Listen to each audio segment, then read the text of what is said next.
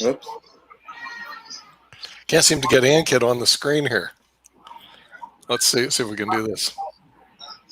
I like that banner. There you go. Somebody was able to get it done. Hi friends, good evening, and this is your host Ankit Khanelwal joining you from Delhi, India, and we have Nick Palaveda joining us from Raleigh, North Carolina. We have Rakesh Krishnan joining us from Hong Kong, and we have J-Mate joining us from California. Welcome to IVM TV Med Friday with Doctors, and today we have a lineup with full of doctors from different parts of the world. So, and we'll talk about what cures. Wow. That sounds like finally found. Okay. What was that about Marie Osmond? Oh, you don't want to listen about Marie. Look at the worldwide deaths. There's only 3,000 worldwide deaths, wow. and America's 11, and the cures are finally found, only in the National Enquirer. Well, I'm reassured. I thought you'd be reassured. So, are we going to discuss about the coronavirus cures, Ankit? Yeah, we can discuss about that as well. It's just that a lot of our doctors in India, they are preoccupied because of the situation. We have more than ever cases now. We have around 50,000 cases. Then they read the paper. Yeah, they should be fine now. So every day we have a news that there is a vaccine coming up in August, September, October, November, December, January. So, and people are relying on all those things. So you never know. And then WHO and ICM had a conversation that we need to create a pipeline and a queue that who is doing what, and we can't discuss everything on the mainstream media. So they are coming up with a plan basically because it's not good for to play with people's sentiments during this time. And that's what the plan is. And also, they are also planning Indian government that how they have to plan those vaccinations done, because that is an important factor. Vaccine will be there in a couple of months' time, but how they will plan to vaccine 1.3 billion, that is a challenge. So they're working on the plan as well. So how they will do it as soon as they can with the it's kind of one of its kind worldwide vaccination day, maybe something like that. We have to come up with some plan basically. So that is what it is going on.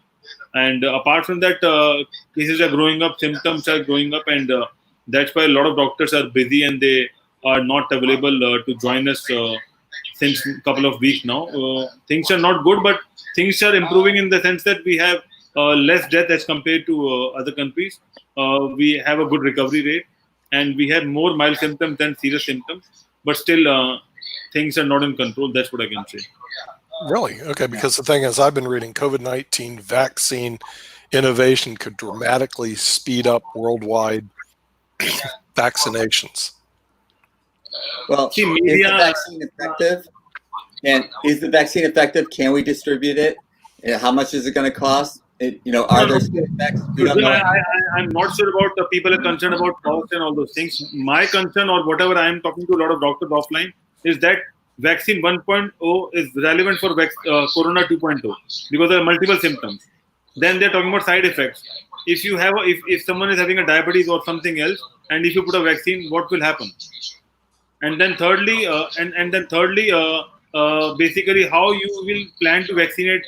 Do you have a batch of diabetes people or nephro? I mean, so how you plan it basically? You want to plan it with babies or with senior citizens or with people who have symptoms? Because it's not just opening a bank account or something like that. You have to plan the things, and then only you can do it. And we were not successful while doing the testing. So we have to learn from our past that if we are not able to do the testing, how can you vaccinate people? So we have to have a lot of camps and a lot of different engagements at different levels to make sure that we vaccinate people at proper time. Because if you don't put the vaccine properly, that's also a problem. So there are a lot of issues while putting the vaccine, and that's what the concern is.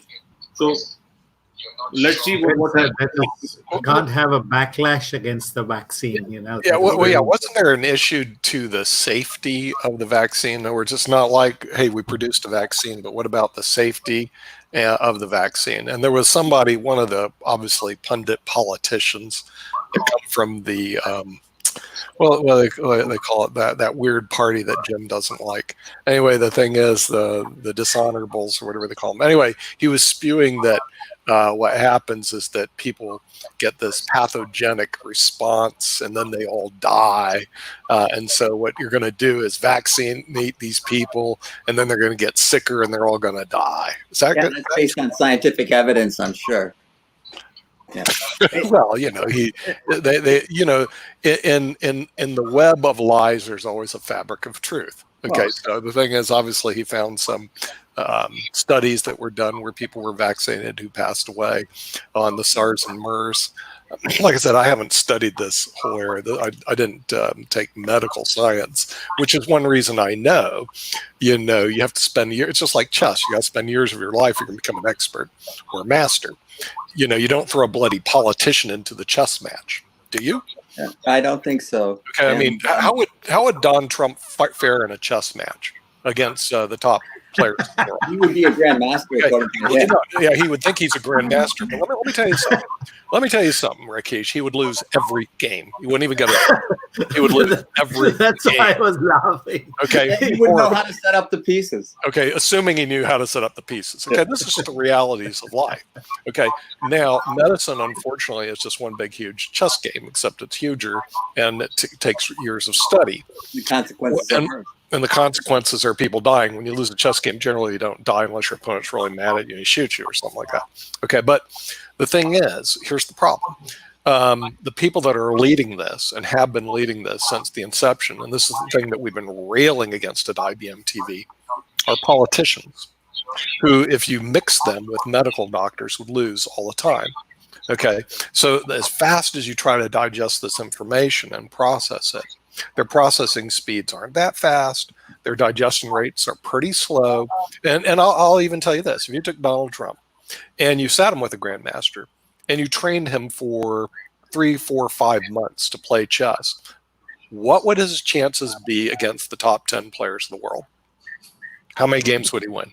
How many games would he win, Jim? 0.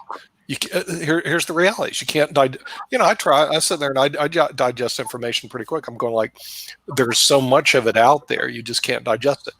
And so the real problem that we have, and this is what I call the vacuum of leadership, I think it's called the crisis of leadership by Harvard Bar Review, is he didn't what they call defer to subject matter experts. None of the politicians have.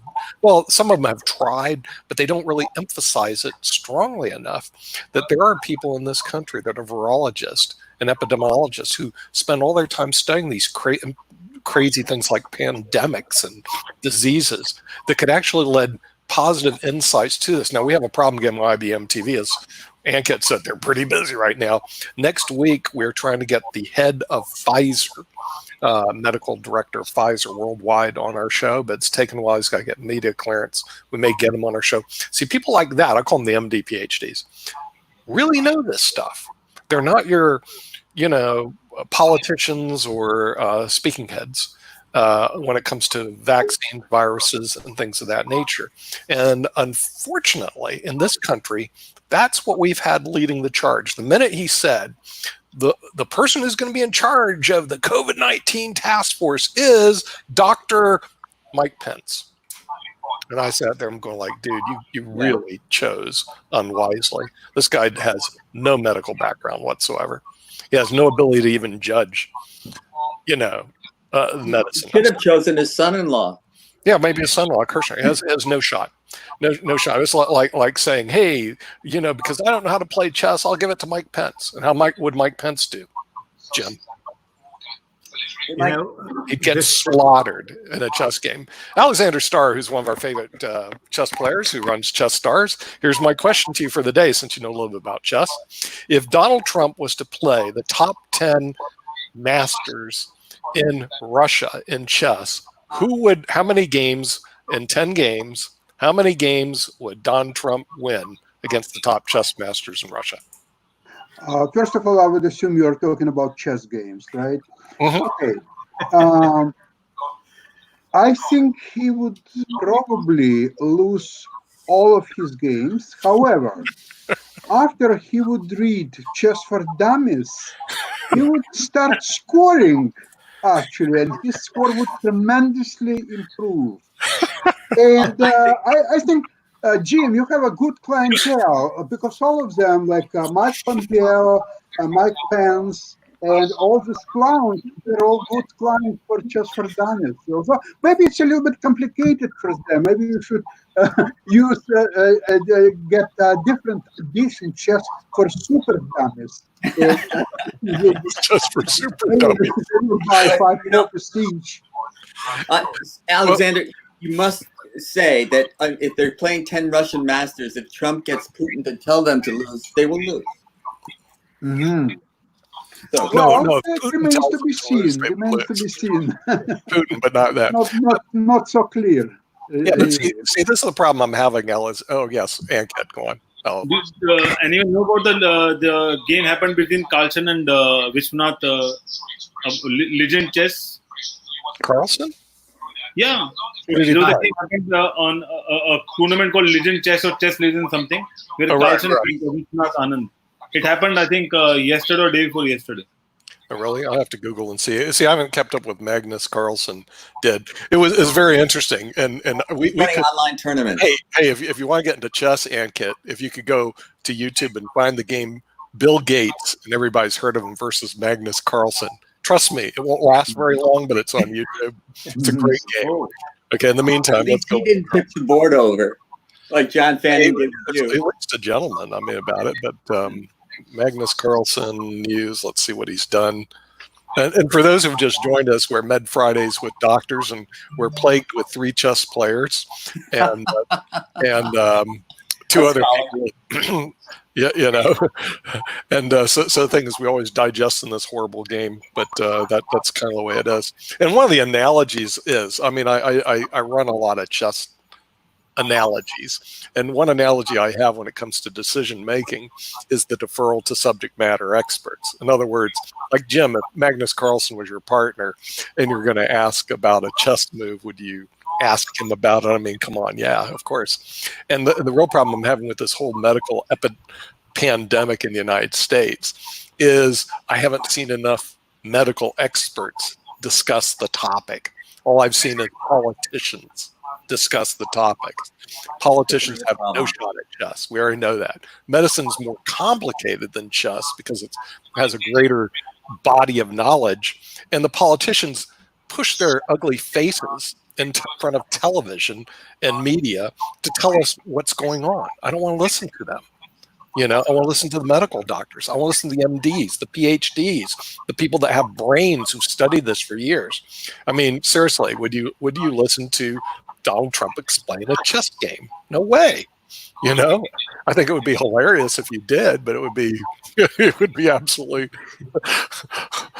it would be funny because I don't think he would know what he's doing. And that's the same thing with, unfortunately, the virus, the viral pandemic. So to my knowledge, there are about, I don't know, 76 or 44. There's a large amount of vaccines going right now through clinical trials. And I thought I read earlier this morning, I was going to go back to one of them have actually been approved by the FDA. And the issues will come down on all of them is the safety, the short-term and long-term safety that exists on any vaccine. And also there's a percentage of people that could actually die because of the vaccine. I mean, the thing is, this is just the hard numbers of what could happen. Now, what will happen, some people wrap around one person, let's say one person out of 100,000 people die because they took the vaccine. Would that be deemed unsafe? See, these are the issues that could come out after a while. Now you need an ethicist. Yeah, right. Well, you're going to need somebody to answer this question. We have a doctor finally. Oh, we have a doctor. Oh. So instead of us pretending we're doctors, why can't we all pretend to be doctors? As Americans, we don't have to know anything about medicine. If we're politicians, we'll just tell you how medicine works, right? Yeah, just ask me. I've been to a doctor. I've been to a doctor, so I know how medicine works, right? So, you know, that's the reason. So good to have you on again. Yes, good to have you on. Yes, and that's the reason we have 140,000 plus people dying. So we have a real doctor. That's a good thing. So what is going on with this COVID-19? I looked at. Let's see. There were some reports about vaccines coming out. And also, here's one of the issues that we're just discussing, because this was one of our senators. He goes, well, if you take the vaccine, what'll happen is there'll be a pathogenic response and everybody's going to die. Of course, that's an American senator who doesn't know anything about medicine. So what are your thoughts, Dr. Panley, about the vaccines that are being developed? Can you hear us? There might be a delay. Can you hear us, Doctor? Hello? Yeah, Doctor, can you hear us? Sir. Yeah. Hello? Hello. Yes, can you hear us? Yeah. Yes, sir. See, vaccines, though, I'll not be able to tell much about the vaccines because that is allopathy part of it. But still, what I can say is, if the trials are done on our prepared indigenous system basis, especially Indian, what they are telling us Desi vaccine, that should be more safer than the others, because they would have been more acquainted with this. But still, unless there is any solid trials of at least 3 months, 2 to 3 months, you need to have trials of that. Then only you can come to a conclusion that this can work, and these are the side effects, these are the limitations of the symptoms where it arrests it. And otherwise, we can only pre-assume. It's too early to say anything like that. Unless it gets into trial of 3 months, 3 to 4 months, then only we'll be able to assess. Anybody can assess it. Right. So if we develop the vaccine today, it would take at least 3 months of trials before we would have any confidence. Yeah. Oh, Sir, I didn't get it. Yeah. Here comes questions. What's Ayurveda? Does science support that? What is the issue there, counselor? What's it? So in our system, we have got, in Ayurveda, we only can say that we can use some medicines which can boost the immune system. Yes. And to make boosting the immune system again is you're making the person's standard of the health in such a way that he doesn't get in attack of any virus or anything like that. That is a basic thing. That is much more as a prevention. Yes. Well, the prevention acts better than this thing. That's what we say. Because Ayurveda aims for only 2 things, basically. That is curing the swasthasya swasthya rakshanam, maintaining the health of a healthy person. That is the prime thing. And the next thing is aturasya vikara prashavanam. That is curing the ailing patient if he has got problems. So in our science, as a tradition, it has been accepted from the olden days. It has been explained that we have to follow these things. These are the routine. These are the daily routines. These are the seasonal routines. These are the do's and don'ts of food. Your regimen. If you follow this, you will maintain a good health. These are the incompatible foods. These are the better combinations. These are harmful for you. And these are the certain parameters of exercises, like Ardha Shakti Vyayam. You should not do exercise more than your capacity. That is Ardha Shakti Vyayam is if you start getting sweat, Sweda Lalate, getting sweating on your forehead as well as chest, that indicates you're half the strength of capacity of exercise you have done. Like that, certain parameters have been told. So that if you follow, you'll be healthy. And we don't. I can honestly say in Ayurvedic science we don't claim we will make any vaccine or it can be more than same. Okay. That's all. So, Dr. Pandey, what I wanted to ask you is that in allopathy, we generally cure or we maintain the disease. It's I'm not sure, but what I've heard is that the disease is not completely cured from your body. It's the cells are still there, and it can revert you back whenever it happens. No reaction, all those things. But in Ayurveda, can we cure it completely, or we have still patches left of after consuming the Ayurvedic? No, that's what I can say. I cannot say it can be cured, but certainly the symptoms what it expresses in the body by staying in the recessive form, and at times when it gets dominant by its activities, or its transformation or mutation acts and all happens, when it leads to certain symptoms. In that cases, we can use certain medicines and remedies which can. But before that, if we keep on giving medicines for improving immunity, that will be better. This thing, what I hope. Well, Ankit, there is a historically Indian treatment for things like this that's herbal based, but I can't pronounce the name. Can you pronounce it for me? That's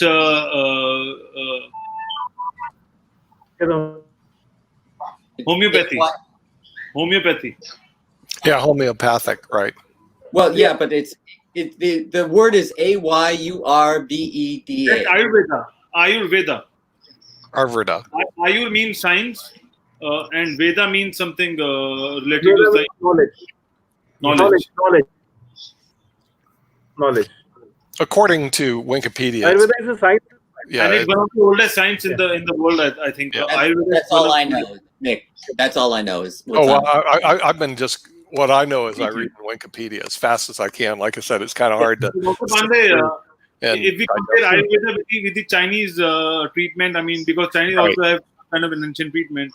I mean, where do you rate, or is there any comparison, or or is it similar science studies? Yeah, of course, Chinese system is their own traditional system to which they stick.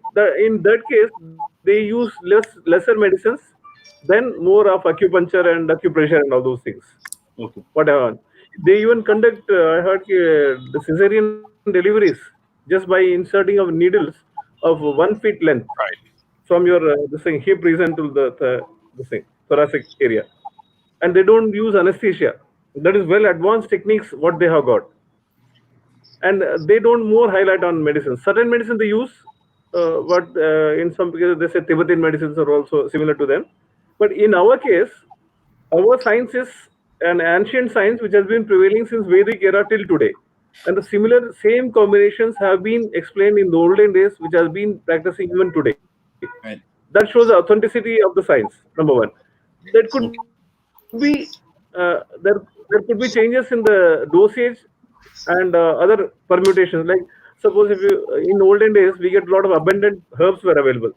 Now due to deforestation and dense population, industrialization, urbanization, these are all have hampered the drugs, and you don't get much ample drugs everywhere and pure drugs. So or if you don't collect in particular season, there are for everything roots, leaves, flowers, all are they have explained that these things should be cultivated in such season. Then only you get the proper potent medicine and medicinal quality in that. So if you don't do that, if you're not able to do, then there are some lapses happening. Otherwise, the science is much perfect, and it maintains health, and it can improve your immunity. Yes, just improve your immune system. Dr. Pandey, I mean, we all know that Ayurveda is one of the oldest science. So, in the oldest research or case study in Ayurveda, have you find similar pandemic what we are suffering right now? With the name of Corona, maybe there is something else happened in earlier past. Yeah, of course. Very good question. Very good question. There is a chapter itself which is called Janapado Dhvamsa. Janapada means epidemic disease. Okay. That itself explains like cholera, Right. and the diarrhea, dysentery in group in society on a particular community like that. Right. Such examples have been given, and they have explained the factors for this are air, water, wind, and place. Okay. These are the four things which basically get infected, and they lose their natural quality. Then it hampers your health. So you should always. So for that they have explained for wind you give that Google you put and do smoke, you make smoke, green leaf, this thing, neem leaves, Google. These are all used for fumigation to purify the air, and certain things like this thing Ativisha and this thing so called what's it? Even ginger. These are all put to purify the water. You need to boil. Put the jeera also in that. That reduces your gas symptoms. And similarly, air, water, and the place. For the place, they are told a particular symptoms and explanations are being given. If you find the soil of red color, it is more productive, more cultivative. Yeah. And if it is a black color, and if it is brownish, that is also okay. But if it is reddish and sandy oil, that is not much useful. Like that, certain explanations have been given about the place, water, and water also. There are 8 types of water, they say. In that, the best water they have explained is the flowing water, the river water, or the from waterfalls, Yes. and even the water from the well, Yes. kuएं का पानी. That is more authentic. You see, when you take the water from your well directly, in winters it will be always warm if you take water, and because at the same time, yeah, and at the same time in summers it will be a little cool. yeah. Those are the natural things which have been explained. Vapi Koop Tadaga ni, like that. Tadaga means pond, and Nadi Nadya Santi Saritaha. There are 8 types of water in that they have explained. The best water is which is less impure, having less impurities, flowing water always, like that. So water in wind and place, while Vayu, Jala, Sthana, and Bhumi. These are the 4 factors which, if they are infected, then it gives rise to epidemic diseases, which we call it pandemic, like that. In olden days, they have explained some examples also, but this is a typical. This we don't have this explanations, but the similar symptoms we find in chronic disease. They say if it is a chronic tuberculosis patient or chronic respiratory problem, they say bronchiectasis, the bronchitis, which you call. We call it Shwasaroga. In that, in even the URTI, upper respiratory tract infection. So in such cases, at times we may find some risk reductions which we can't cure. In those, we find such symptoms similar to this. Okay. We can simulate, but we cannot say exactly it is the same. And it is the same virus. And so on. It makes sense when flowing water has less, bacteria is in one place, it can reproduce and increase its concentration in static water. So it makes sense that flowing water is going to have the least amount of pathogens in it. So that makes total sense. Yeah, I agree. But the thing that I can't get my hands around right now is the idea that, okay, so if we have a vaccine that has passed certain trials and we need 3 months to test it, and then that's still not time for us to have any information about the long-term side effects. So if there's long-term side effects, we still won't know anything about them. Yeah, exactly. No, okay. Yeah, I don't think we will, Jim. I was thinking about this like cigarettes. In other words, you can smoke a cigarette now and then it could have a latent effect 30, 40 years from now, the nicotine. And so it'll be the same thing with the vaccine. But I think it's the same with any vaccine. There's going to be a certain amount of mortality that'll take place. The question is, what will be considered acceptable mortality? Let's say you inject 1 out of 100,000 people die. 1 out of 100,000. Everybody else lives and they're all okay long term. Is that acceptable or not? And I believe people do not like to discuss issues like this with the general public because they go, oh no, it causes morbidity. 1 person out of 100,000 people die. We can't have that. Okay. It's just life isn't perfect. I mean, it's just the way it is. And there's no way we can test the long-term effect or have any data on it until the long-term takes place. So people could take the vaccine. Could be good 3, 4, 5 years. You may have to take more than one. There's a lot of stuff we just don't know and we won't know about. But my question is it going to be better than the current situation where the mortality is like 10% or greater if you're over age 80? I mean, what are you supposed to do? Well, I'm over age 80. I don't want to take it. But I'll tell you something. In India, I mean, there are very young people also dying in India. I mean, and that's across that's across the country. It's not about I'm talking about north or south or east or west, but we have a lot of cases where very young people, they're also dying due to corona. So I'm not sure whether the age factor is something which is very right now. I mean, the thing is, my thinking is that, once they come out, I think they have like 40 of them you got to look at. It's the hard part is going to choose which one and choose wisely. You were going to say something. So you will get in. Go ahead. In any therapy, there is some morbidity. People have died of taking paracetamol. Sure. which is accepted, as Nick very wisely said, it is acceptable, morbidity. So the trouble is getting a politician to understand it.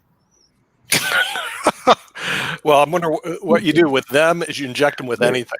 It doesn't matter. As a matter of fact, we should do with the politicians, say, here's a vaccine that'll keep you from COVID-19, and then put cyanide in it. Then we. Or just be careful, Nick. No comment. So does that mean that we have a separate vaccine for Democrats and separate for Republicans? Okay, I would like to propose a new title for the book: Coronavirus for Politicians. Coronavirus for politicians. Amish are also welcomed. Oh, chess for politicians. Oh, don't forget that. That ain't going to happen. Just don't But make the it too thing is, complicated. the thing I want to stress is that we simply do not know enough. It's a novel virus. We have lack of knowledge, and certainly in the United States, we get impatient when you come out with the best science is not have all the answers right now because we simply do not know. And so then we say, oh, well, you said this yesterday, today you're saying this. And so they don't believe anything anybody says, including wearing masks. They don't believe that there's so many people that say, well, you told me not to in February, now you're telling me to. I don't believe you. So and that is one of the risks. I did listen to the Surgeon General who said you don't need to wear a mask. I knew that would be misunderstood because here in Hong Kong, we were all wearing masks. Right.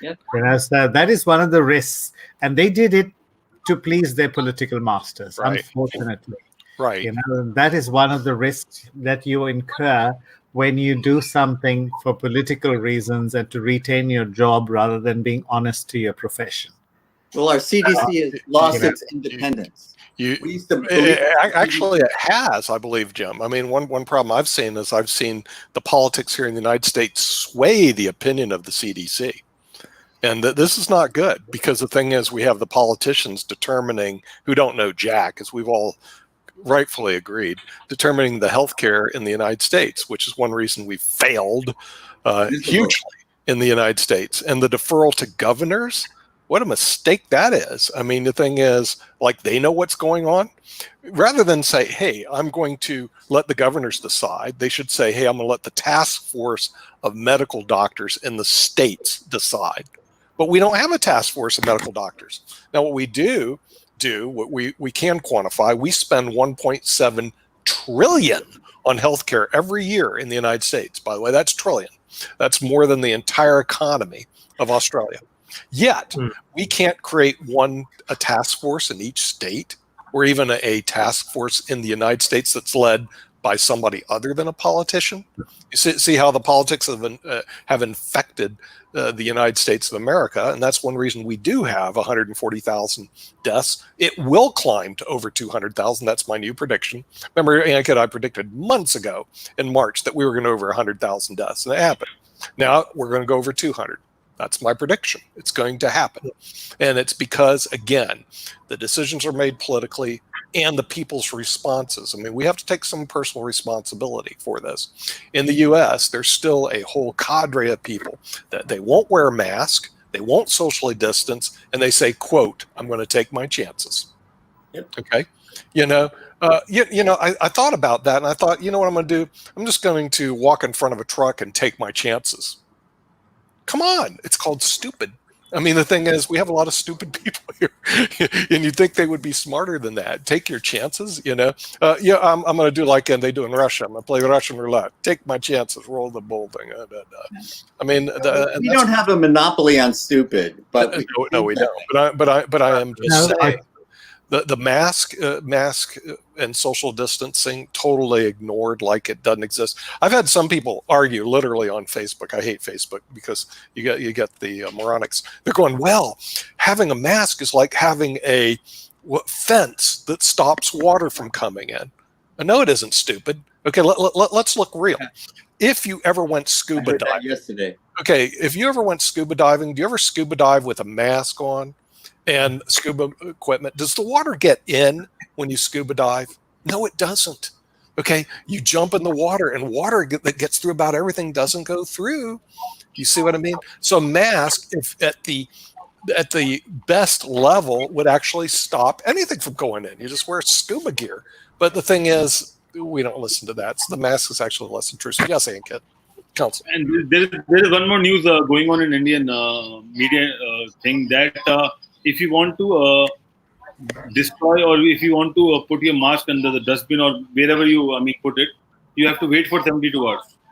So that if there is any containment, if there is anything on the mask, basically that will also destroy in that period of time, because people are just throwing the mask like that only. I don't know how they are decomposing or how they are recycling. I'm not sure what they're doing it, because there is no guidelines that how you have to make sure that you have to change your mask. Yeah, there is no guidelines like that. How to dispose. Get a bunch of them at a time. Yeah, you get a bunch of men. You get a bunch of them, but you don't know how to destroy the mask, basically. Oh, I see. Destroy Yeah, I'm talking about the second level of things. And then there's a lot of discussion going on that what are the best way to do it.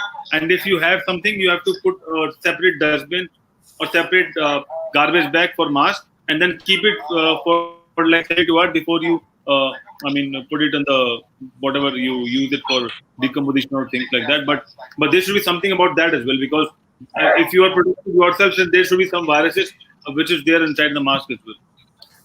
In Hong Kong, what we do is we put it into a closed bin. You're not supposed to throw the mask into an open bin. It has to be a bin with a lid. And in our house, we have 2 bins like that. So we put it into the closed bins. And after, because we don't throw the rubbish every day, but every 2-3 days. So that's what we do in Hong Kong. We cut the mask in half, so nobody can reuse the mask. We cut it in half and then put it into the bin.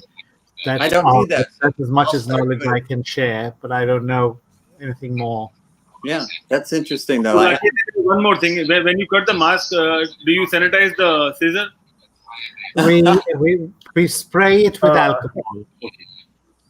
So spray it with alcohol. We have a alcohol spray, and we just spray it. We spray our bags, haversacks, or whatever bags we carry. We spray it with alcohol when we come back. Especially now, in the last 15 days, we've had terrible issues. Today, we've had another 123 cases. So we're a little worried, because we're worried whether this is that mutation which spreads 4 times more. It's more communicable than the other ones, the previous one. So we're just worried about that, and schools have stopped again. So so Hong Kong we're not messing around with this virus. Yeah, good for you. Doing what we can. Well, see, that's what I see. Hong Kong, they're a lot more serious. Like if there were 120 outbreaks here in the U.S., no one would care. Nope. In other words, even in a city, I think right now more deaths as one state. Yeah, Florida had like 10,000. Then they have cases. We have more deaths. And you know what? Everybody, hey, open the schools, go to the beach. You don't have to wear a mask. And the governor is saying everything's fine. We're going to flatten the curve. We had 10,000 in one day. Okay, think about it. This is what's going on here in the great United States of America, Rakesh. That it is unbelievable, the response. So whenever I listen to people like from Hong Kong, 123, we're going to contain, we're going to shut schools, we're going to do all this other stuff, I said, you guys have no idea how they don't really give a rat's rear about it here. I'm serious. Until they're on the ventilators dying, then the statements are made like, I should have not gone to that party. I'm serious. I know. I'm laughing only out of despair. It's either that. Yeah, in other words, tell the people, and then they croak. Tell the people right as they die that was wrong, and they die, and that's what's going on. I have one question to you. Canada is doing pretty well to contain coronavirus. Yeah, that's why you want to let us in. I understand that. But acceptable, I would say. Okay, it's acceptable. Right. Now, what's interesting is that the social fabric of the population of Canada and US somewhat similar, not the same, but similar to a certain degree. I don't know where it's more similar with US except Canada, because all other Australia are very different. So if you take Canada as an example, there was never, ever on any level discussion about whether it's to wear masks or not to wear, whether it's wash hands or not to wash. I mean, there was no real discussion. I'm not saying that everyone wears masks. Probably not. Probably maybe 2%, maybe less or more, not wearing the mask. Well, first of all, there is a fine. It used to be $1,000 for not wearing the mask in public. Now it's $2,500. I'm not aware of $2,500 have ever been implemented, but 1,000, yes, it was, and I know of a person on a personal level who was actually charged and paid $1,000. So I don't understand. Is it unique for United States to have this debate and fierce debate about I mean, it's because we're a nation of people that are how you say obnoxious, and so what happens is here's what happened. What's happening right now is we're talking, and maybe we should put it on our legal channel. Our governor of the great state of Georgia is suing the mayor of Atlanta because the mayor of Atlanta required people to wear a mask. This is what's going on. You think it's contentious? You know, I mean, yeah, think about that one, Rakesh. Think about that. Now, listen, maybe we should have this on our legal channel. We got our legal experts, because I have not pulled the lawsuit yet. Now, from what I understand, it was an individual suit. That's what she said, you know, but think about it. I'm mayor of Atlanta, and I'm passing a law that says everybody's got to wear masks because bodies are piling up on the streets. Okay. And she was sick herself with coronavirus. The governor goes, you're interfering with the freedom of these people, and we're going to sue you because I didn't make that order from the state. And so the state sues the city because that's how contentious wearing a mask is here. Seriously. Nick, the wisdom of this is, yes, you have freedom. I love freedom. So if you want to use your freedom and jump from 27th floor and kill yourself, that's fine. And maybe I will contribute to your funeral a little bit, maybe $15.35. However, the problem is that by not wearing mask, you are potentially infringing on other people's freedom. So is your freedom allows you to project a possible infection on other people? I've never heard about that. Yeah, but it even gets worse here. The reason why we had a big spike in numbers is that we had to open up the economy and open up especially our beaches, restaurants, and bars. We had to, because the restaurants would go out of business, the bars would go out of business, and if the people can't go to the beach, why live? I'm dead serious. That's what happened, Rakesh. So they opened it all up. We saw this a month ago. You know, the state of Washington that does studies on it say this is stupid. You know, you're going to climb over 100,000 deaths, which we did, and we eclipsed it. We're over 140,000. Now they're saying over 200. So for me predicting 200 isn't hard. I follow Washington State that actually does a study on it. So they know here's what the death rate's going to be in the next 3 weeks, 30,000 to add to our 140. So we're going to be at 170. So saying over 200, that's no problem. If you said 250, I wouldn't be surprised in the United States. Why? It's because the attitude and the leadership that's here, and we don't take it seriously. And there are people right now that say, I'll take my chances. There are people that are saying masks don't work. There are people that are suing people over that, and people who want their freedom. And this goes on all the time here. Now they're also going to open up schools, because the thought is, hey, kids can't transmit it, and kids don't get sick. You think? Like wrong? No. Okay, I know. I'm just so many children have died in India. 6-month-old. I know, 9-year-old died. But see, the thing is, you're bringing information we're not interested in listening to, Rakesh. Okay, the people who are dying, I don't really care. But the thing is, here's the problem: we can't keep our schools closed for 4 months. You know, 4 months is like a bloody eternity. In other words, till the end of the year, until the vaccines come out and are made widely available. We can't do this. Yeah, but about education, I mean, we've discussed so much about very, very low quality of U.S. school education. So maybe people should use that the schools are closed and educate their kids at home, on internet, on any other means. That's my, Alexander, you and I concur on that. I'm going, them losing 4 months, they'll learn more 4 months being on the internet surfing than they will going to schools. Sorry. But see, here's the real reason behind it. The parents don't want to deal with their kids for 4 months. So the thing is, the reality, okay, the kids may die, I might die, but I'd rather get them out of my hair. I'll take my chances. And so that's the reality of it. But we won't admit it. And so the thing is, if we could just hold the horses for 4 bloody months to the end of the year, the vaccines will be out, the coronavirus death rate will go way down, we will have a new leadership in the United States of America, and things will change here. But that's not what's going to happen. Here is what's going to happen. We are going to let people go to bars and restaurants. We're going to, quote, try to open up the economy. The kids are going to mingle and mingle, and the kids will bring back the diseases to the teachers and the parents. There will be more death and carnage in the United States. And the grandparents. It's going to happen. So, but it's a vicious circle. The more deaths will be happen as a result of opening, quote, economy, and sure, right?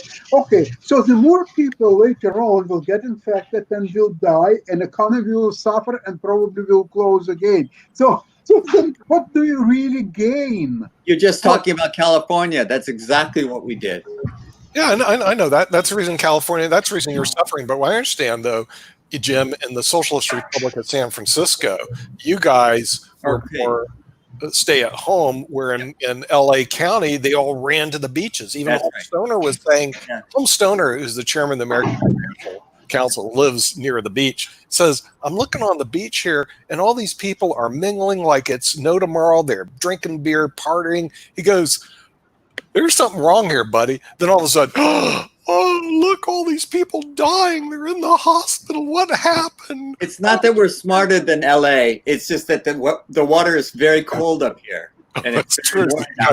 You guys don't care to go. But Nick, I wanted to say you brought up Georgia, which is a horrible situation, and it's just very. I used to live in Atlanta, and it is a horrible situation. That's yesterday's news, because Rio Grande Valley now is where it's at. That's what's happening now, because Rio Grande Valley is beyond its hospital capacity. It's got more cases, and multiple cities have only one hospital, and they can't handle what's going on.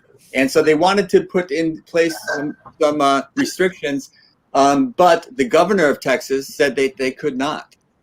So this is what's going on in Texas right now.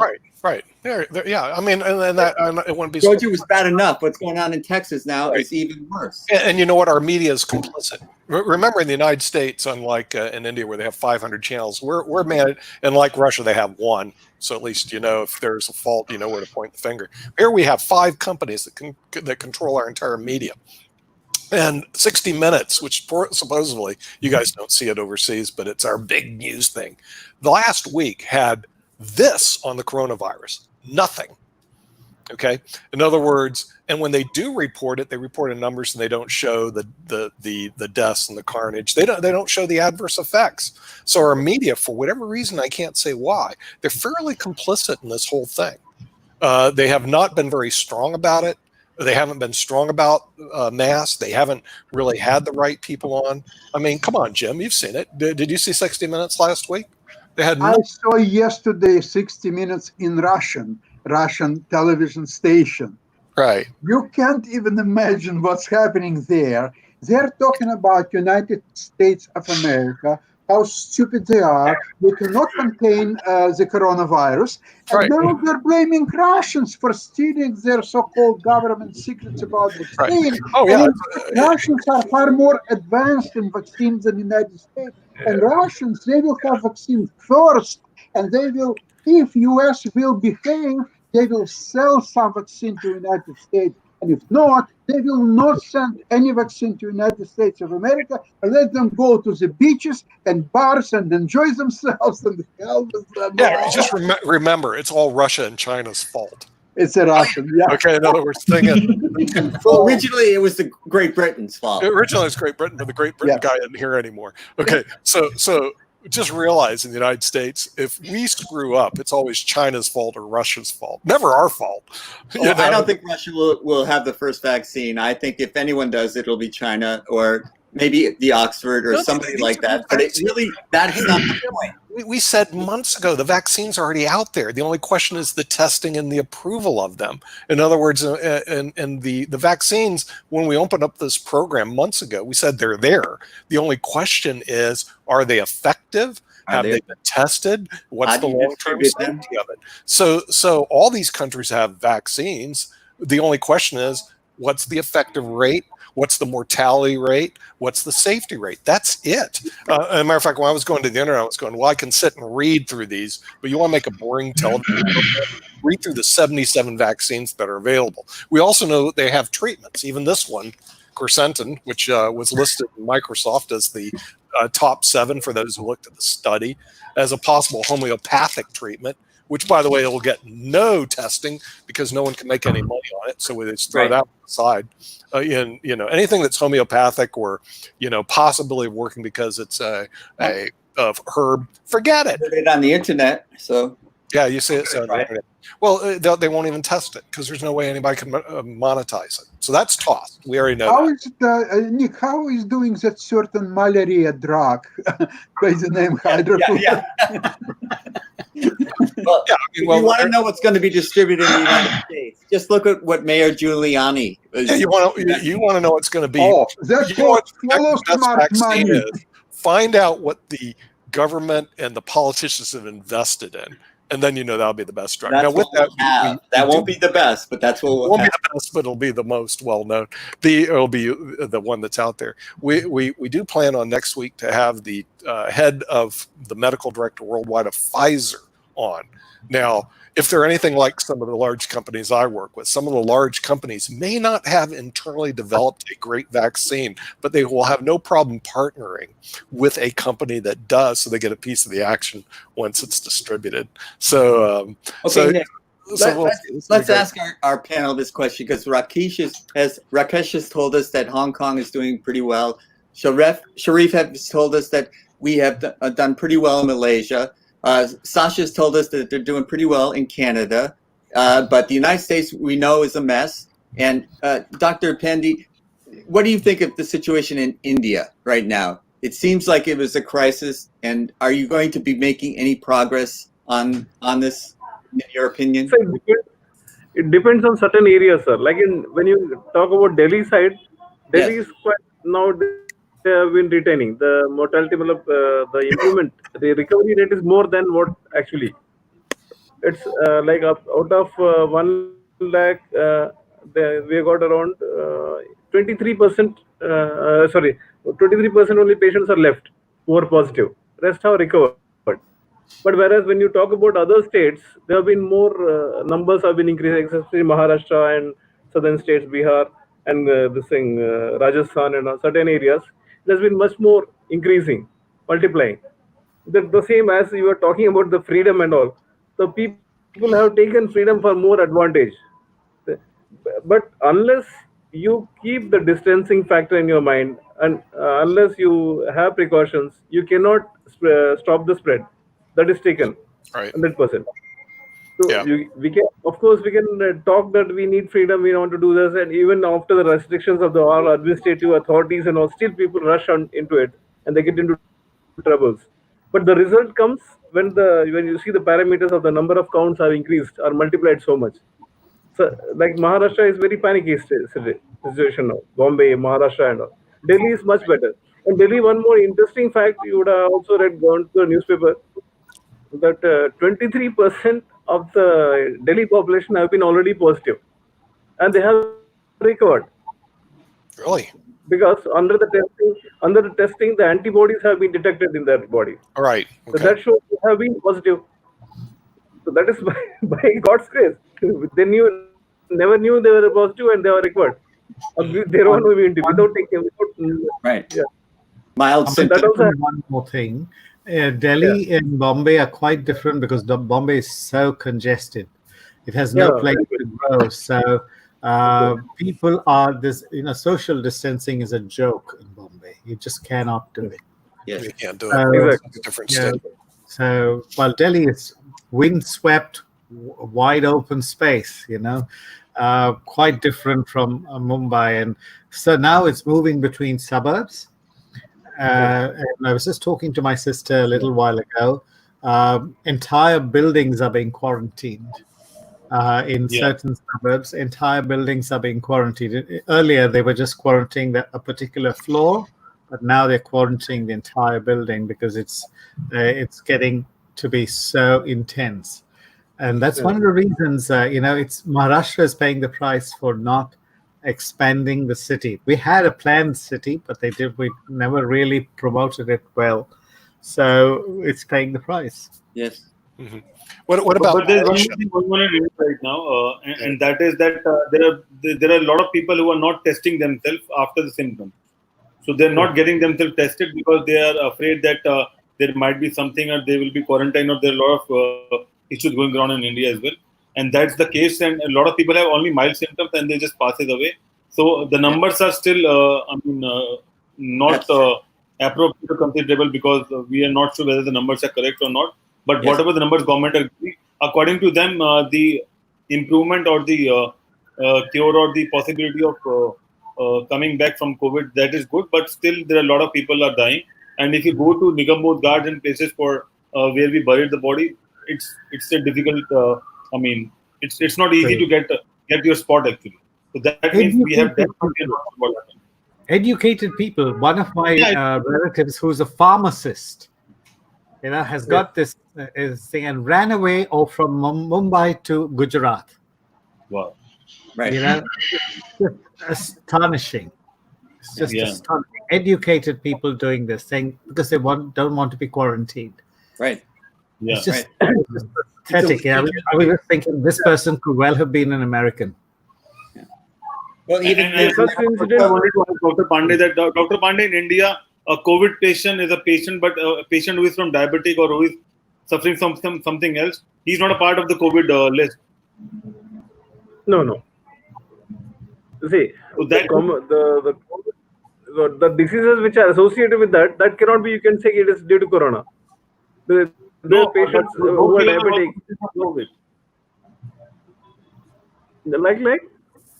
So basically, if there's a cancer patient, or if there is a patient with the diabetes or things like that, and if they have a COVID,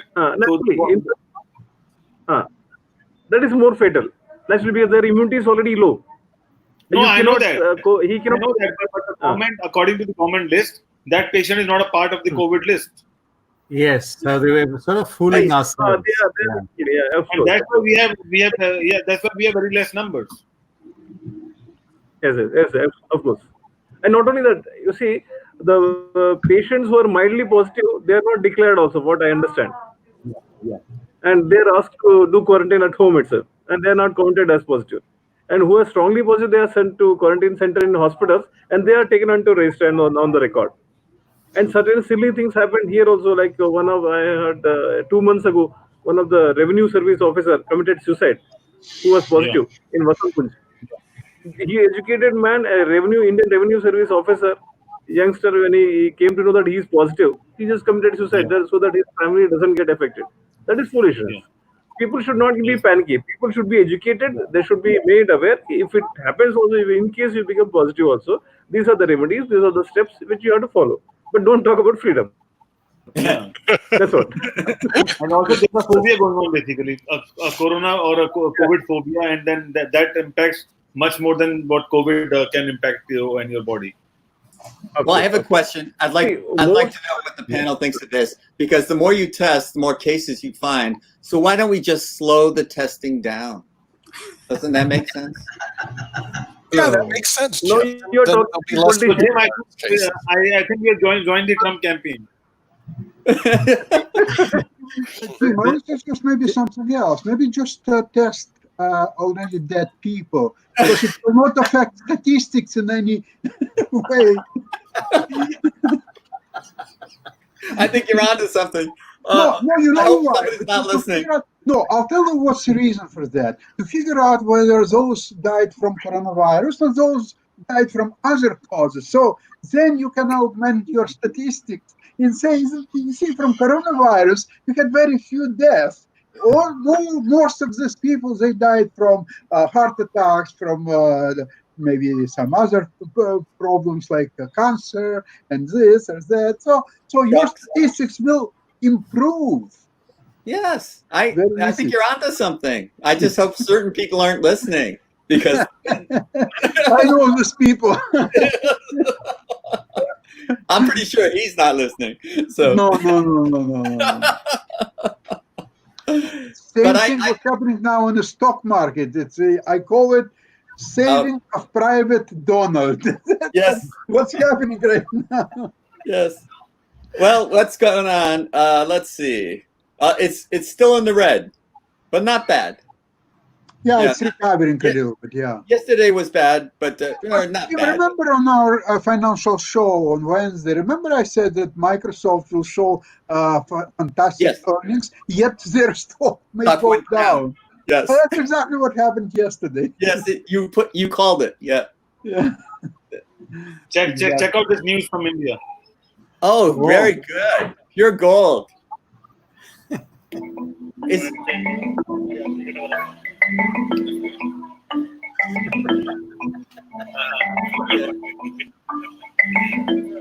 Oh. Yeah,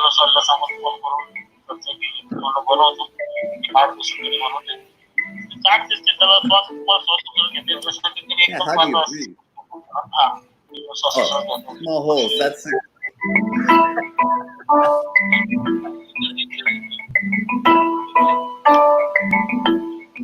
He has a gold This is This is exactly why I'm bullish on gold. Yes. Now you can see that. Gold should be part of everyone's portfolio. This is so funny. It's hysterical. I think that man is following my advice. Oh. Wow. Oh. That's serious.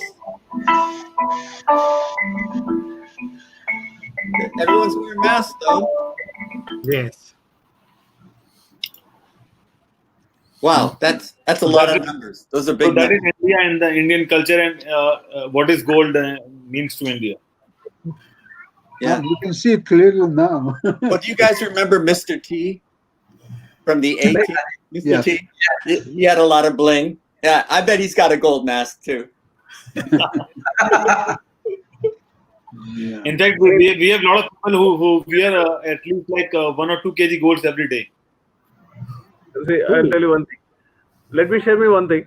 The Tirupati temple is the one of the richest temple. Tirupati, Yes. Balaji. One of the chief priests of the Tirupati temple has been positive and he died around this 2 days ago. Oh.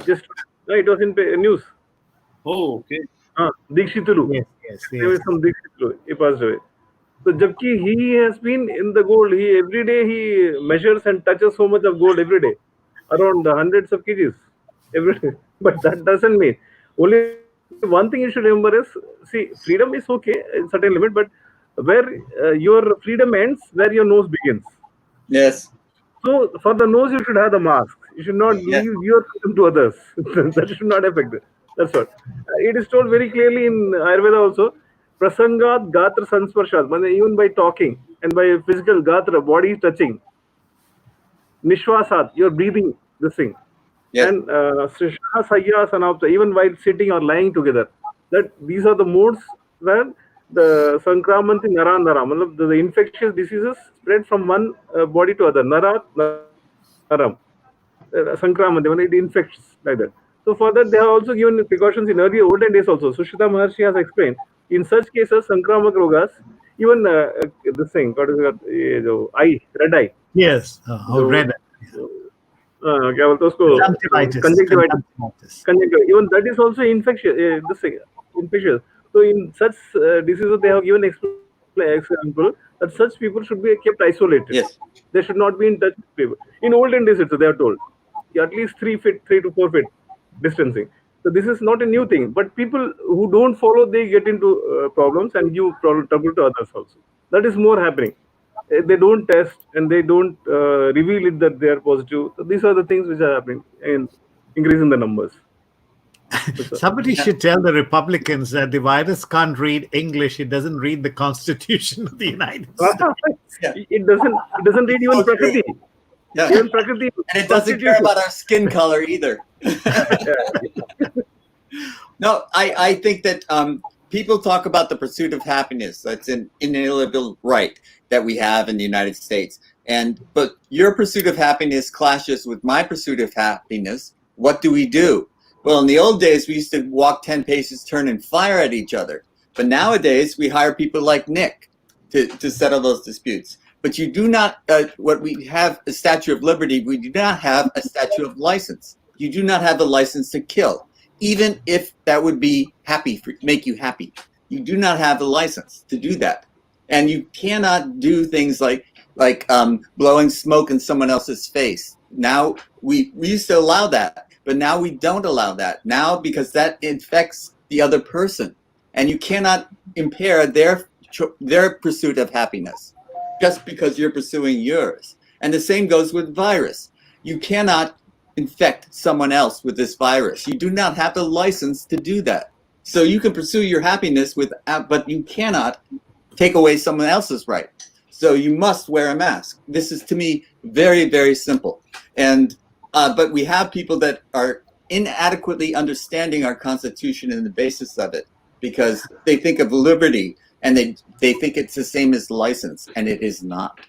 This is why I think it's a good reason why in Canada we have this $2,500 fine. That teaches you to learn about Constitution or Bill of Rights and everything else better than anything else. Because before you will pay $2,500, you will think several times, oh, maybe I should read this or that, and maybe trying to save this $2,500. And even if you pay it once, then you will 10 days you will stay in your apartment or house and you will read every book about the rights and everything.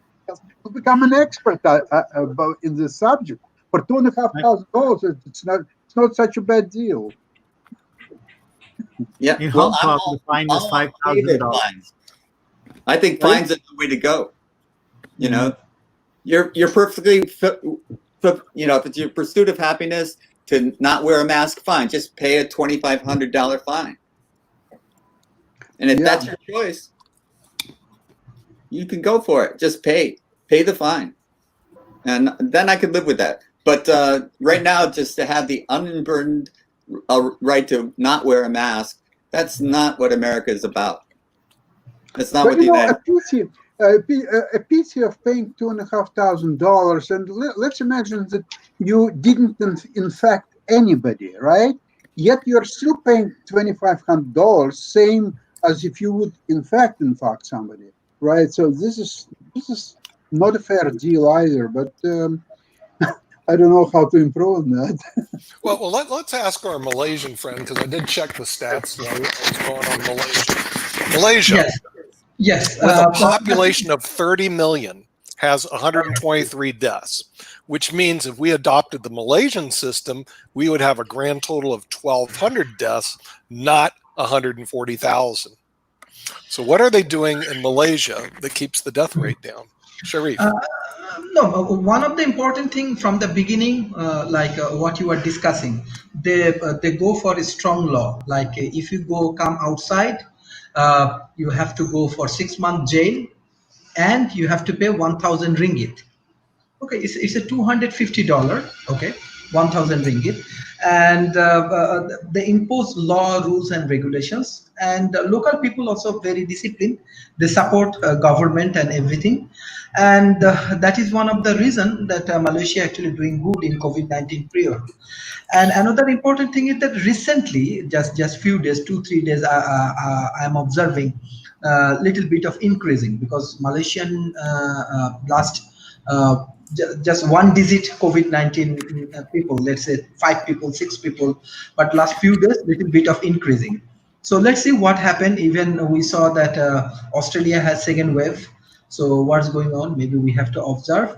But what we get from government, that government ensure that they are continuing the testing and other activities which will help them to managing these things. But important thing is that as it is a tourist country, many people come from other country, Malaysia. So now this industry is little bit of slowdown, especially tourist industry, and this is affected this let's say hotels and this business. But other business, let's say stock market, I observed that it's doing good. Petronas, they are doing good. Air Asia, they are also doing good. So hopefully government ensured in between 6 months they will overcome from economic conditions, this economical recession. Let's see what happened. Are your bars open? Are your restaurants open? Restaurant open, bar no, nightclub bar is still not open because many things. Let's say I regularly go for prayer, but even there are a lot of restriction, even a lot of things. Even example, when I go outside and when I come to my house, there are a lot of restrictions. So I have to follow the law rules regularly. They check my temperatures and other symptoms. Then I have to record everything. We use they use our data from Facebook. So many things. Even everywhere they are trying to control the system. So let's see what happens. Are your beaches open? Can people go to the beach? No. Okay. No. So for the people in the United States of America, first of all, you got to find Malaysia. So you got to go to this globe I got back over here, spin the globe, you'll find it. It actually does exist. It's a country with 30 million people. For the Americans that are listening, okay. And remember, we have hard of hearing when it comes to being told what to do. Malaysia has a population of 30 million people. It's 1/10 of our population. But their total coronavirus deaths is 123, not 123,000, not 140,000. Why can't the people in the United States just follow a good example of Malaysia, Sharif? Why can't we just follow what you guys are doing? Instead, we don't know. Well, let me ask you another question. So you guys are doing everything right, and you're getting an A on Coronavirus 101. We're getting an F. Seriously. Are your schools open? Are you letting your little kiddies all go back to school and infect each other? Or are they closed? Okay, school, university is still not open, but school step by step they are opening. But definitely they are following SOP. Even online education, they do more focus on online educations. But school now is opening. But what you are talking about is beaches, no. Even example, in my condominium, we have swimming pool. Nobody go there. They have a strict law. Only swim like a gym and this kind of things actually open. So here people actually cooperating. Let's say if you see that Australia suddenly it's go up, even when the Black Lives Matters and this kind of things happen, that time they also go for a crowded place, and it happened. Malaysia, they are trying their level best with the collaborations of government and local community. Let's see what happens. But I think that vaccine is very important, and Malaysian government also starting this vaccine diplomacy. So hopefully they will get these things. Yeah, and they should be graded an A. And for those who don't know where Malaysia is, go to Australia, head north. There it is. Right? I know where it is. You know where it is. Go look it up. Because remember, Americans, they don't even know where Washington, D.C. is. So, Malaysia, whoa, that's going to be a big one. Yeah, Jim, but it's true. We failed geography here. Okay, in Coronavirus 101. So there it is. Okay, there it is. Malaysia. It's right close to Indonesia. You go to India, cross that bay, baby, and there you are, Malaysia. And the total amount of deaths there, 123. 120. I have a good tip on where to stay. Hello, guys in America. So the Americans, all they have to do, this is not rocket science, is follow the people that are doing it right, which just happens to be Malaysia. So I'm giving your country a lot of kudos here, Sharif. Okay. Follow their policies and you'll get their results. But are we going to do that, Jim? Absolutely not. Absolutely not. So we're going to get all the deaths we so richly deserve, all the infections that we so richly deserve. You're going to get your freedom in the United States of America. You're going to listen to your leaders who don't know what they're doing because they're not the doctors that you should be listening to on this. And this is what's going to happen in the great United States of America. So at IBM TV, we do want to bring, and you know, it was really funny, Sharif. Okay, they're going, well, we want, listen, this is what they did here. We want all the states to do their own policies so we can figure out what's going to work. They didn't even consider that maybe we should look at some other countries, because as far as the United States is concerned, about Malaysia, you don't exist. So we just get rid of you. You know, I mean, it's a serious thing. And the thing is, if we had to listen to these people from Hong Kong who gave us good news, get rid of them. And then Canada, what do they know? And we're down to the United States of America, me and Jim. And we're going to figure out everything, right? But this is smart TV. We got to bring them back. Oh, wait, smart TV. We got to bring it back. Sorry. Okay, so we got to add you back. Here we go. But that's how it works here. You know, in other words, that's the realities of how our political system works. And they just won't even bring in the information from other countries. And I think it's great that you guys are on here. And because we do have a big following in two countries, we know the United States and India. And the thing is, because they also are pretty well populated, but the thing is that we do not take information from outside sources and look at it. And it's been a real problem. So the minute I bring up Malaysia and Hong Kong, they go, where are they again? Where's this Malaysia? Hong Kong, I've heard of that, you know, because they have good Chinese food over there, right? And Canada, what do they know over there? They're so far north. And Russia. Well, they have Canadian bacon. Russia, the only thing about Russia, it's all Russia's fault. No matter what happens here. Whoever gets elected. Hey, listen, let me tell you what's going to happen, Alexander, on this election coming up. It'll be Russia's fault, whoever gets elected. Because we know that they really control our elections here. So the thing is, whoever gets elected, it's Russia's fault. And just realize that. And if our economy goes into tailspin, it's China's fault. Yeah, that's true. But, you know, what we're talking about, and I want to get on to a slightly different subject, because we have lost, the CDC has lost its independence. And I don't think any reasonable person would argue with that. Its message is being controlled. But we've also lost control of the Department of Justice. That was also supposed to be an independent body, but it clearly is not. And Nick, could you tell me what you think of what happened to Michael Cohen?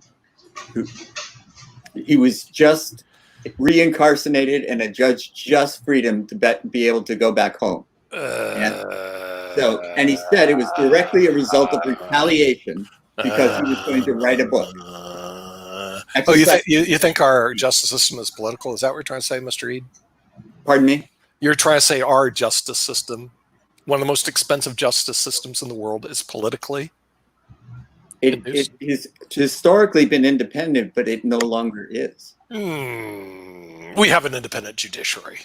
I would counter that. We do have an independent judiciary, at least in theory. It's just like I already know in Russia they have freedom of speech. I've read their constitution. Well, why was Michael Cohen put back into the penitentiary? I think he's safer there. You know, so I mean, the thing is, did it for his own safety. What? We did it for his government did it for his own safety. Well, I mean, the thing is, it's just like anything. He was released probably because of the fear of coronavirus that's spreading through the prison system. And then he was put back in because there's no fear anymore. Or what was he going to do? He said he was going to write a book? He was going to write a book, so the feds came and handcuffed him and marched him back to prison. Well, I think that's a good place for him to write his book, because he'll have plenty of time and he'll be able to use the libraries in the prison system to write. No distractions. No distractions. Okay. So they're actually there to help him out. Yeah, I see. You know. Yeah. And so, but the judge ruled that it was clearly retaliation. And he did. The judge did. The judge did yesterday. Okay. Well, the thing is, remember, the judges are, like I said, we have an independent judiciary, and so what the feds do, I don't really care what the feds do. I always care what the judges say, because the judges trump even Trump, and you saw that on the DACA case. Yes. In other words, when Supreme Court Justice Roberts, who I'm a big fan of, by the way, who's the Chief Justice, theoretically he's supposed to be a conservative Republican, but in reality, if you read a lot of his stuff, he's a pretty thoughtful guy. Yes. And he is right now the swing vote, because you know that the right's going to go here and the left's going to go there, and Justice Roberts make the decisions. But I've been a real fan of him. And one of the things he did on the DACA program, he said, no, these kids can stay here. You can't play this game. But notice he gets to make the final decision, is the judges. So what I used to teach, when I used to teach law school, I said there's Law 101. That's what you read. It's like in Russia, freedom of speech exists. Okay, that's what you read. Then Law 102, it's how it's interpreted by the judicial system or whatever system you're in. That's Law 102, and it trumps Law 101. So if the judge released them because they said it was politically motivated, then it creates a problem for the Department of Justice, because they have to appeal it, and as it goes through the system, they may not win it, and it might be politically motivated. The judges are generally pretty good, the ones I've gone in front of. Well, yeah, but I'm talking about the Department of Justice. It used to be a formerly independent body. No, that's in theory. Used to wait. be. Who appoints the head of the Department of Justice? The president. Who appoints the Attorney General? The president. My cousin was the Attorney General of the United States. I don't know if you know that. Did I tell you that? Okay, No. Right. Okay, his name was William Saxby. This was during the Nixon administration. If you go look him up, and if you look at my lineage, you'll find out that my cousin was a guy named William Saxby, who was the Attorney General of the United States. And you can find William Saxby because he was. I take your word for it. But to find my relationship with him, I'd have to send you back here my genealogy, and I can show you that. And I've talked to Bill before when he was alive, because one of my clients was a good friend of his. He survived the Nixon purges, but realized the Attorney General of the United States is a politically appointed position. So I remember John Mitchell. Yeah, so the Department of Justice may be politically influenced, but that's not the judiciary. That's just attorneys for the United States. And I say just, it's that when United States? Yeah, for the United States of America. They have attorneys on their side. That used to be the case. The Department of Justice represented the United States. Yeah, in theory, it represents the United States of America. But remember, we have a very interesting judicial system that the individuals can sue the United States of America. In other words, even though I'm a citizen, I can file suit against the United States of America for violation of certain rights. And you see this all the time. A state can sue the United States of America. A city can sue a state. And when I used to work for the city attorney's office in Miami Beach, now this goes back, to 1982. First thing that happened, they dropped all this case. What's going on? Oh, we're suing the city of Miami. I said, what? The city of Miami Beach, the city of Miami? What's it about? About roads, who owns MacArthur Parkway, blah, blah, blah. I go, who's paying for all this legal work? Taxpayers. I said, do they know that they pay for the city to sue the state? No. But the thing is, that's what you're getting paid for. So I went to work. And this is what happens in our great legal system, is that the city sues the state sue the cities, the states sue the federal government sues the states, the individuals sue the U.S. government, and lawyers get paid. So we should be blaming the legal system. No, you don't. What's the blame? This is the American way, buddy. Okay, I mean, this is how it is. Now, the real problem is that most Americans are not even educated in what I call this is a basic legal system, how it actually works. Because I don't know about you, Jim, but when you were in high school, did you take Law 101 when you were in high school? I skipped that. I guess you didn't read the book Law for Dummies, how the legal system actually works. No. Okay. And see, that's the problem. The problem is our education system. That's one reason they go, oh, our kids are going to be off for 4 months. Oh, they're going to lose all this education. They're going to lose jack, because our education system sucks, and it's the metrics even show it. We've had people on like Professor Greg Budsman. I said, what are we doing? We're number 37 in the world. 37 is not good for the world's largest economy. This is the PISA scores that deal with math, which is quantifiably objective, and we're 37th in the world. Okay. So for 4 months, if they took off and they just hung out in home, they're not going to lose anything because they're not going to learn anything anyway. In 4 months, they'll make a difference. And if you believe what we really need to do is a complete revamping of our educational system, because the holes are unbelievable. And we see that, and that's part of the reason we have this result in coronavirus. Nobody took, basic pandemic 101, how to wear a face mask. Look at Malaysia. They don't. I'm wondering, we haven't done a study on this. If I asked 100 school kids out there, can you point to me somewhere on the globe where Malaysia is? How many would not know? Have you ever done that, Jim? Can we do that I as would a study? think they couldn't point out all 50 states. Yeah, no, if they can't afford 50 states, ask about Malaysia. Forget it. Where's Canada? Well, is that south? They're building a border with Canada. Yeah. I mean, so what are we losing on losing 4 months? We're not losing anything. And there's no reason, we got to get the kids back to school. What we're losing is them playing with each other. Yeah, they don't basically play with each other. Yeah, and the thing is, and the parents get a babysitter for 8 hours. I mean, that's really what's going on. Chess online, though, and get some useful skills.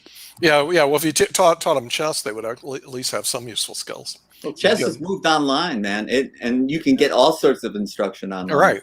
Well, the thing is, you can actually get a lot of education online, and I don't know why there's a big resistance to getting education online. Where I teach at Northeastern University, I've taught now for 10 years.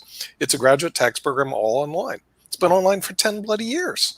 And then I had some arguments with my ex-daughter-in-law about, well, she teaches at UNC, University of North Carolina, Chapel Hill. What do you teach? Music theory. I said, how many people in your class? 300. Oh, yeah, 300 people. You get real good relationships with them, right? Yeah. She stormed out of the room. Yeah. And I said, online, I have usually about 12 students, and I get to know my students pretty well. Yeah, and we've done online classes. There's nothing bloody wrong with it. Nick, my education has been continuing, and I own no stock in this company, but the Great Courses is a wonderful way of teaching. Oh, absolutely, I agree. You want. Oh, the Great Courses. I haven't subscribed. I have one of them back here. I just got another one come in. It's about how the world was changed in the year 1099, the Battle of Hastings or something like that. Yeah. But realize that also, Jim, when we get everything about the world, it's all European history. Malaysian history, how much do you know about? How much do you know about Malaysian history? It's very true that I would say the most exotic places. Counselor, could you answer the question? Do you know anything about Malaysian history? Yes or no? No. Okay. Sir Sharif, this is the reality, and he's a smart American. I mean, this guy's a FIDE master, author of Chess for Dummies, head of the Eid Foundation. And if you asked me or him, what about Malaysia history? My answer would be, I know nothing. I assume the UK controlled it at one point. Yeah, that's all I can think of. Didn't Britain own that at one time? Yes. I mean, the thing is, because we're giving no education. Now, if you go to the Great Courses, they are really good. And I totally agree with you. What they did is they took the top professors of the world, the United States, not the world, because we don't recognize the world, but they actually took the top professors of the United States. Are there anybody in the great professors that are outside the United States, Jim? None that I have taken courses from. Yeah, right. Okay. Again, this goes back to not to be insulting to the people in Russia and Malaysia. We don't recognize you guys as countries. Russia's not a country. It's something that we just blame any situation we're on. In Malaysia, we can't even find you on a map. So why are you even here? Well, I want to take a great course. I'm going to take it from a professor from Yale or Berkeley. Yeah, you want an American professor, not a Malaysian professor, because we don't even know whether that's a country. In Russia, God forbid, they're the harbor of all evil in the world. You know that the evil Satan, baby. And I was in St. Petersburg. I didn't see that evil Satan. I was looking around for him. Man, I went through every place looking for the great Satan. Couldn't find him.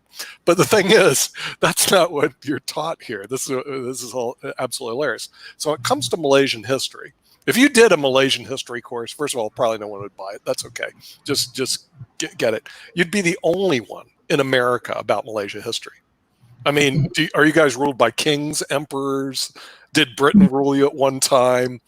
Did you succeed from Indonesia? I mean, Yes. Were you invaded by India? I have no clue. Didn't you have Singapore at one point? Yes, this is actually possible because Malaysia is a small country compared to North America, even many countries around the world. And most importantly, yes, Malaysia has their own king. I told you, even this COVID-19 period, actually, king playing a very good role in, and king and queen, both of them. So they have their king systems, but we are under this Malaysia, Singapore, everybody actually under UK long time. So 1957 they become independent. Then after that, actually Singapore also independent from Malaysia.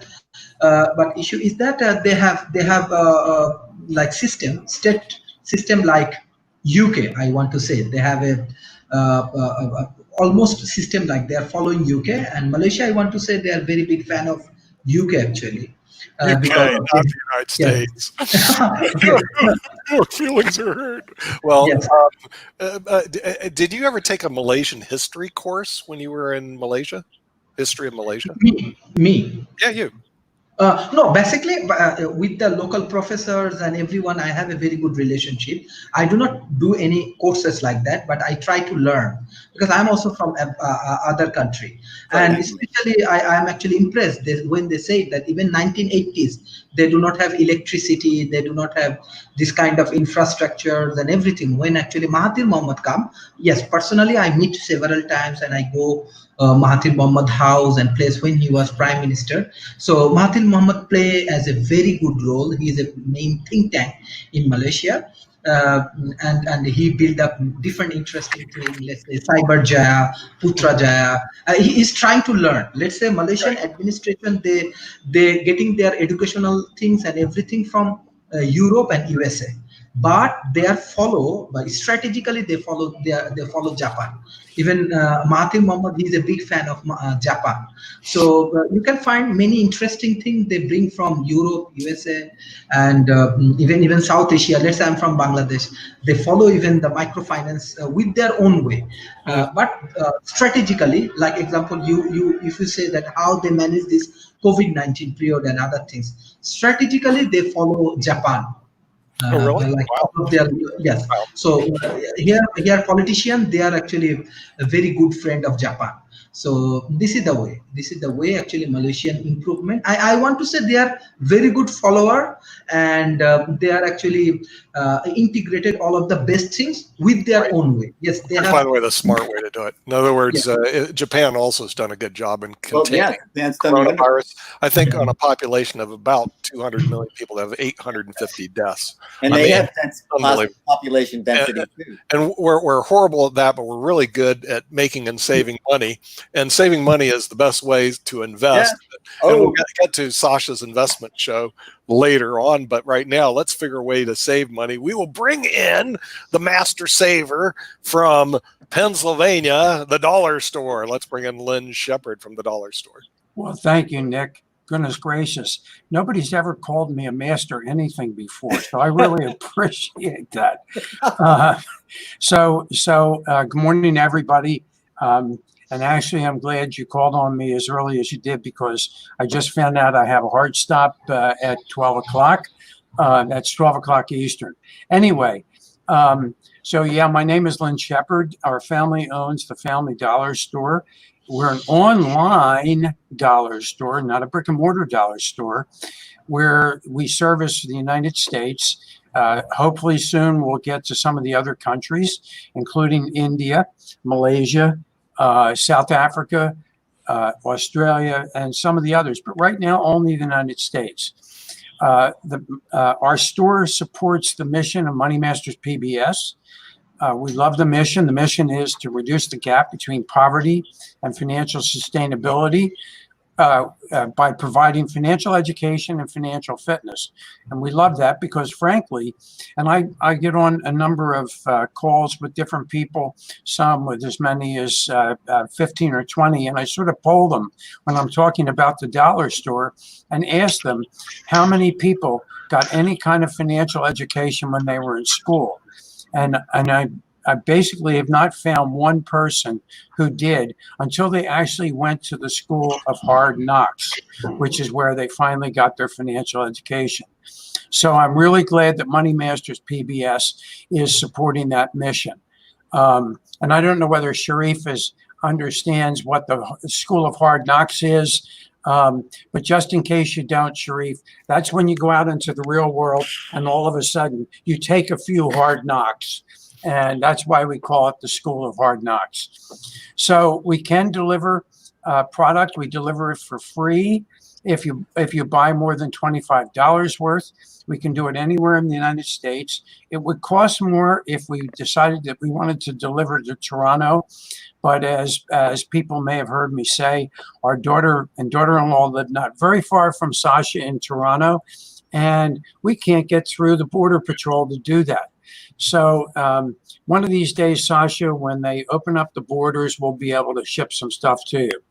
But Sasha, you and Sharif can both become customers, and we encourage you to do so because you get, by becoming a customer, $5 worth of gift tokens. They're like gift cards, sort of like what you get by going to CVS or to Target or to some of the other stores. And you can use those gift tokens on the store for orders. But if you live out of the country, I'm sure you know people here in the United States. Well, Sasha, certainly know Jim. And Jim has been asking that people start sending them gift tokens. I'm not sure what that means. Seamlessly. Right. But anyway, no, the truth is, for instance, Ankit has a brother that just signed up as a customer on the store, lives in Maryland, and we're sending Ankit's brother an additional $5 worth of gift tokens. He has a sister here in Pennsylvania who lives about 20 miles away from me, by one of the biggest malls in the world, and where Ankit has been. So I know he knows the area. And when she signs up, we're going to be sending gift tokens to her. And what are the reasons for the gift tokens? It's to encourage people to shop so they can save money, because people do save money. We have lots of items, which are quality items, which are less expensive if you buy them on our store than if you just simply go to your regular store or order them on Amazon. So for instance, and we don't have any ladies here with us today, so none of us particularly care about the lines in our face, but oh, Jim does. Okay. So we have something called Genesis Solutions Line Lift. And basically Amazon has the identical product, identical quantity, $67, $4 in shipping, and we have it for $4.99. Okay. So now when you order another $20.01 worth of items, you've ordered $25. You get free shipping. You apply your gift tokens. You get it really for $20 versus $25, and you've saved a lot of money. But here's some of the other things we have. And so I know Jim normally helps me with the props, but we have face masks. Now, these face masks, and I'm going to put mine on because I just don't like the thought of giving people computer viruses. So we like to wear these while we're on the show. Especially Jim, we're very concerned. I have a blocker that blocks any kind of viruses that Jim might give me on my computer. But I'm glad he's wearing his mask. Well, here's the thing. These are triple thickness masks, okay? They're 90% and better at keeping you from getting COVID. Now, the reports that have just come out the reports say that you have to keep them over your nose, because the fact of the matter is that oftentimes we breathe more stuff out of our nose that contains the virus than we do out of our mouth. But by wearing these, and if you wear yours with the blue out like me, I'm protecting Sharif and Sasha from getting the virus. But if you wear it with the blue in, Jim is protecting himself from me giving him the virus. Okay, so you can wear it both ways. But as Dr. Tula, and I know because of when he comes on the show on Fridays, I feel badly, I'm going to miss him today because I do have to be off by 12. But when Nick has his on. So he is concerned that we are going to give him a computer virus. So he has his on with the blue side in. But here's the thing, as Dr. Tula likes to say, people have two responsibilities, one to themselves to wear a mask, but the second is the responsibility and the obligation that they have to other people to keep them from getting the virus. It's a duty. So it is a duty and an obligation that we have. So anyway, but we do have other products, and I know that Sasha's been waiting for me to talk about this ever since I came on. We have right here, we have CBD patches with lidocaine. Now, they can be used for a lot of different things. I'm going to take my mask off now. But they can be used for a lot of things. But it's especially important for chess players, especially those who are going to be playing chess against Sasha, like Jim, because there's going to be severe pain in playing Sasha. Okay, I think I wouldn't even have time to get mine on before Sasha would beat me, because even though I have Chess for Dummies, I haven't started to read it yet. So I have to really start to read it. But then the other thing, and I know a lot of people are concerned about this because, you know, we have problems with tendonitis in our arms. And let me think about this, moving those little chess pieces, which are no bigger than something like this, okay? But you can get severe tendonitis by moving those chess pieces. So you need to put these things on your arms. But if you have a back problem or shoulder tendonitis like I do, because I like to work out in the gardens a lot, you put them up on your shoulders. Now, then we have, and I finally joined the club, we have Minion napkins. Now, what can be better than having Minion napkins? And I know that Kimberly, if she were here today, or Mark Lee, if he were here today, he would have his Minion napkins up. Kimberly would have hers. So yesterday, my wife was looking at the website because we have 4,300 items, okay? And I know that Mark has told us that he's gotten to 4,119, which means he still has 181 to go before he gets to the end. But we have a lot of items. And my wife said to me, you know, our kids going to be going back to school in the fall. Okay, I was just on a call. There was a lady, she had her 6-year-old and her 4-year-old, and she's trying to keep them occupied. We have games for kids to play, okay? We have other things that kids can use to keep themselves occupied. And instead of them using this thing, which they're prone to use today, or something like an iPad or a tablet, the fact of the matter is kids today need to learn how to occupy themselves doing things that are other than using an electronic device. Well, we have them on our site.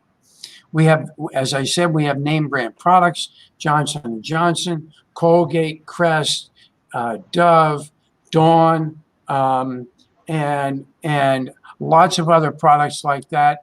Did I say Johnson & Johnson? We have Fisher Price products. We have Sesame Street products. So as Jim has pointed out in the past, our items aren't cheap items. They're quality items at a price that is very, very good. So let's shop on the website. Let's find things. But most importantly, let's help support the mission of Money Masters PBS. Yep. Okay. And what happens when you do? You save money, which you can then invest. You make sure that you pay your taxes, okay? And then you can pay forward. And I know, Jim, there's a fifth one, and I've forgotten it.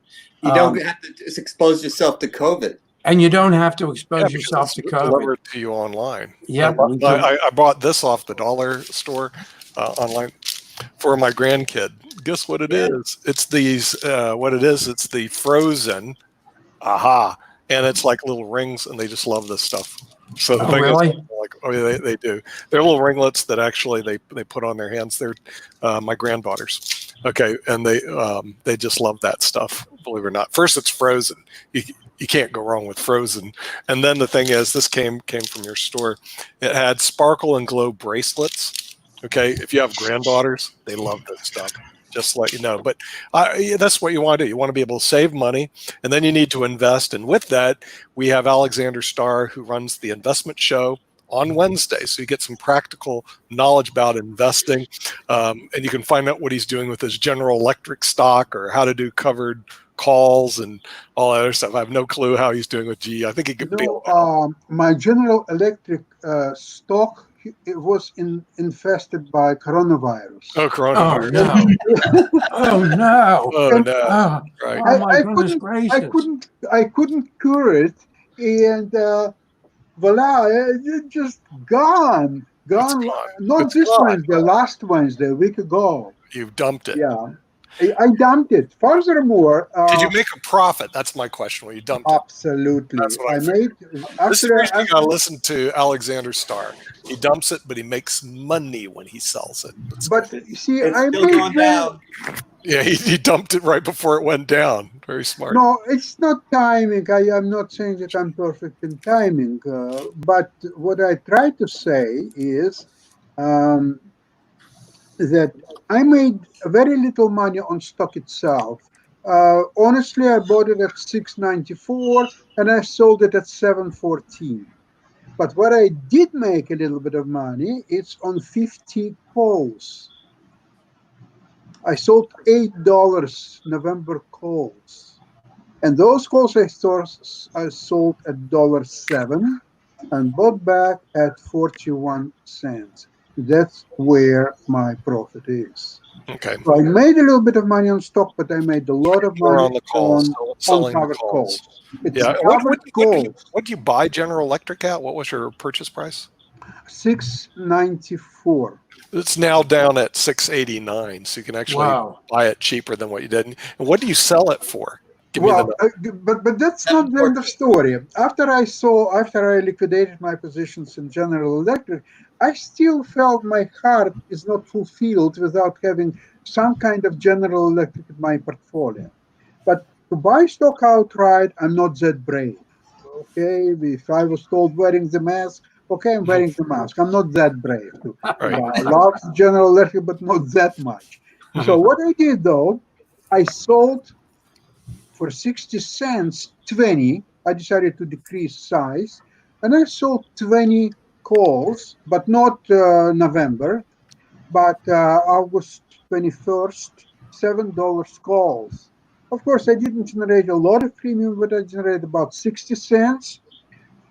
Just about, while being on our program, about less than 10 minutes ago, I bought them back at a little bit of profit. I bought them back at 42 cents. I sold them at 60, okay? So I made a little bit of profit, not that much. I will be able to buy ice cream on this money. Maybe a can of Coca-Cola, maybe Diet Coca-Cola, I don't know, something. Half a cup of coffee.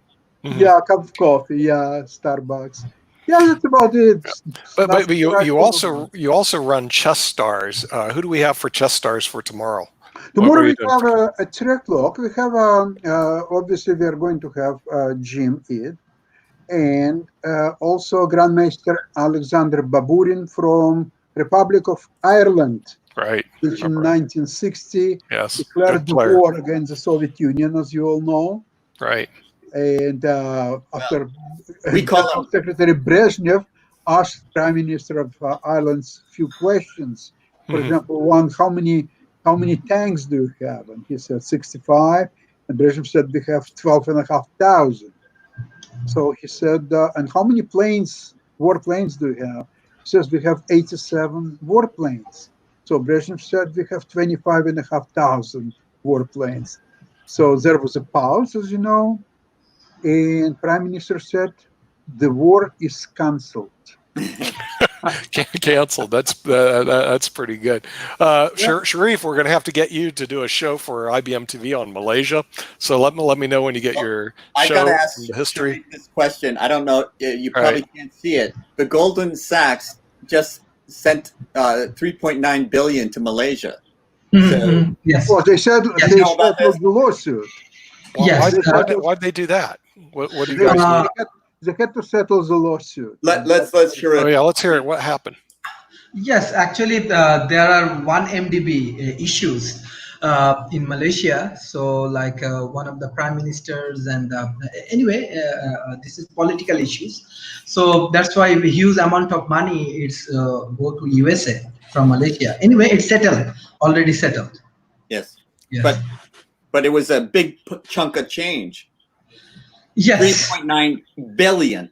Yes. Yeah, Yes. that makes it pretty interesting. In the meantime, Chess Without Borders. Who do we have for Chess Without Borders coming up on your TV show?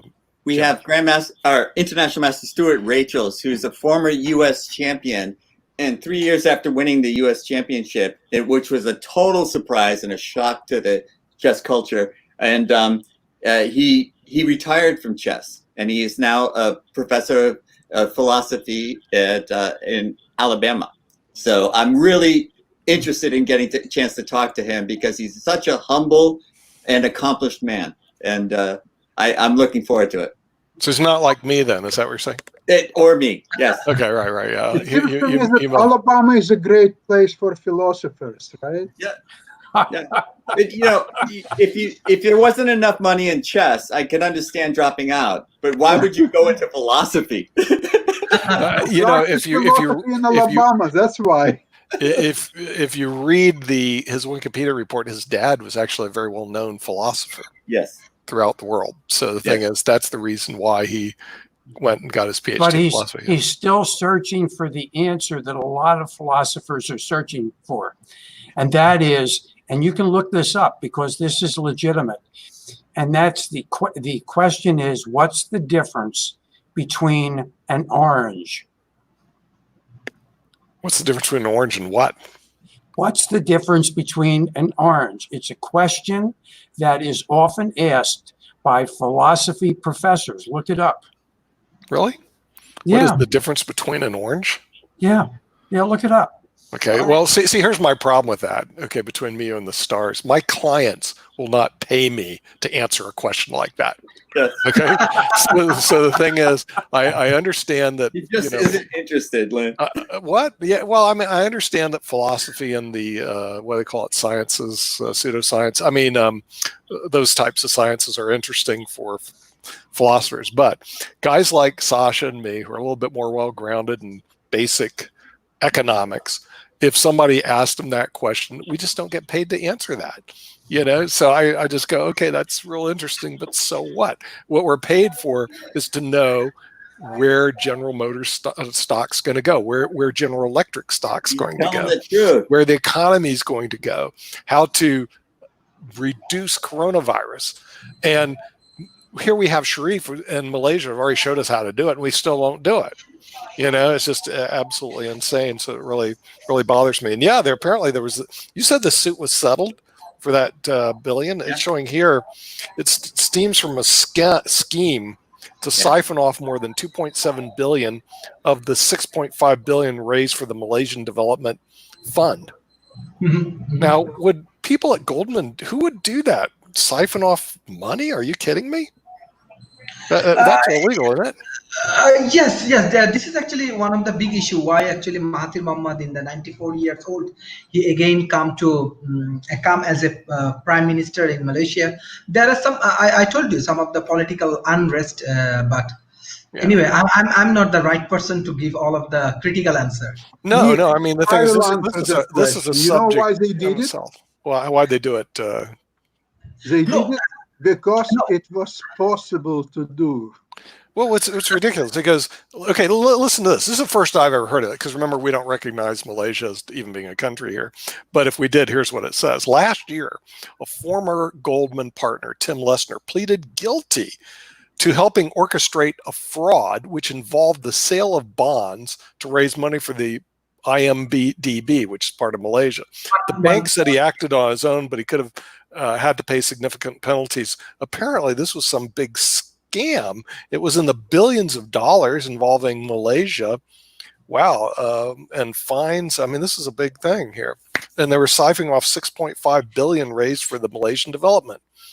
Berhad, known as IMBD.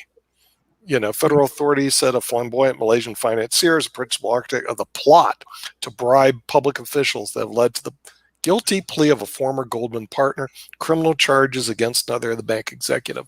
Right there. Mm-hmm. So apparently there was a big scandal over there between Goldman and funds raised. We could do a special on that on IBM TV, but we need somebody who's a subject matter expert in that particular area. Scandals are always good. Yeah. And notice it's in the billions of dollars. Yeah. It's Got not my millions, attention. it's billions All of that dollars. numbers. Scandals of billions of dollars. This is actually very big issues. I think that like when we handle some of the big issues, definitely like we need that kind of people who Yeah, can. you need somebody. Yeah, I call it a subject matter expert. Somebody knows the details. Because these issues explanation actually change different time. Government come and again new government comes. Different time actually different issue happen. So I'm not actually expert on that particular point. So that's why I try to avoid these things. I know. I'm not an expert in all of that. This is the first I ever heard of it. My point is that people are looking up Malaysia now. Right. Because they want to figure out, hey, in the United States, we're looking at Malaysia now because we're trying to figure out how we can siphon off another $2 billion. Now, where was that Malaysia again? And how do you get that $2 billion siphoned off? How does that work again? I want to take a shot at Lynn's question.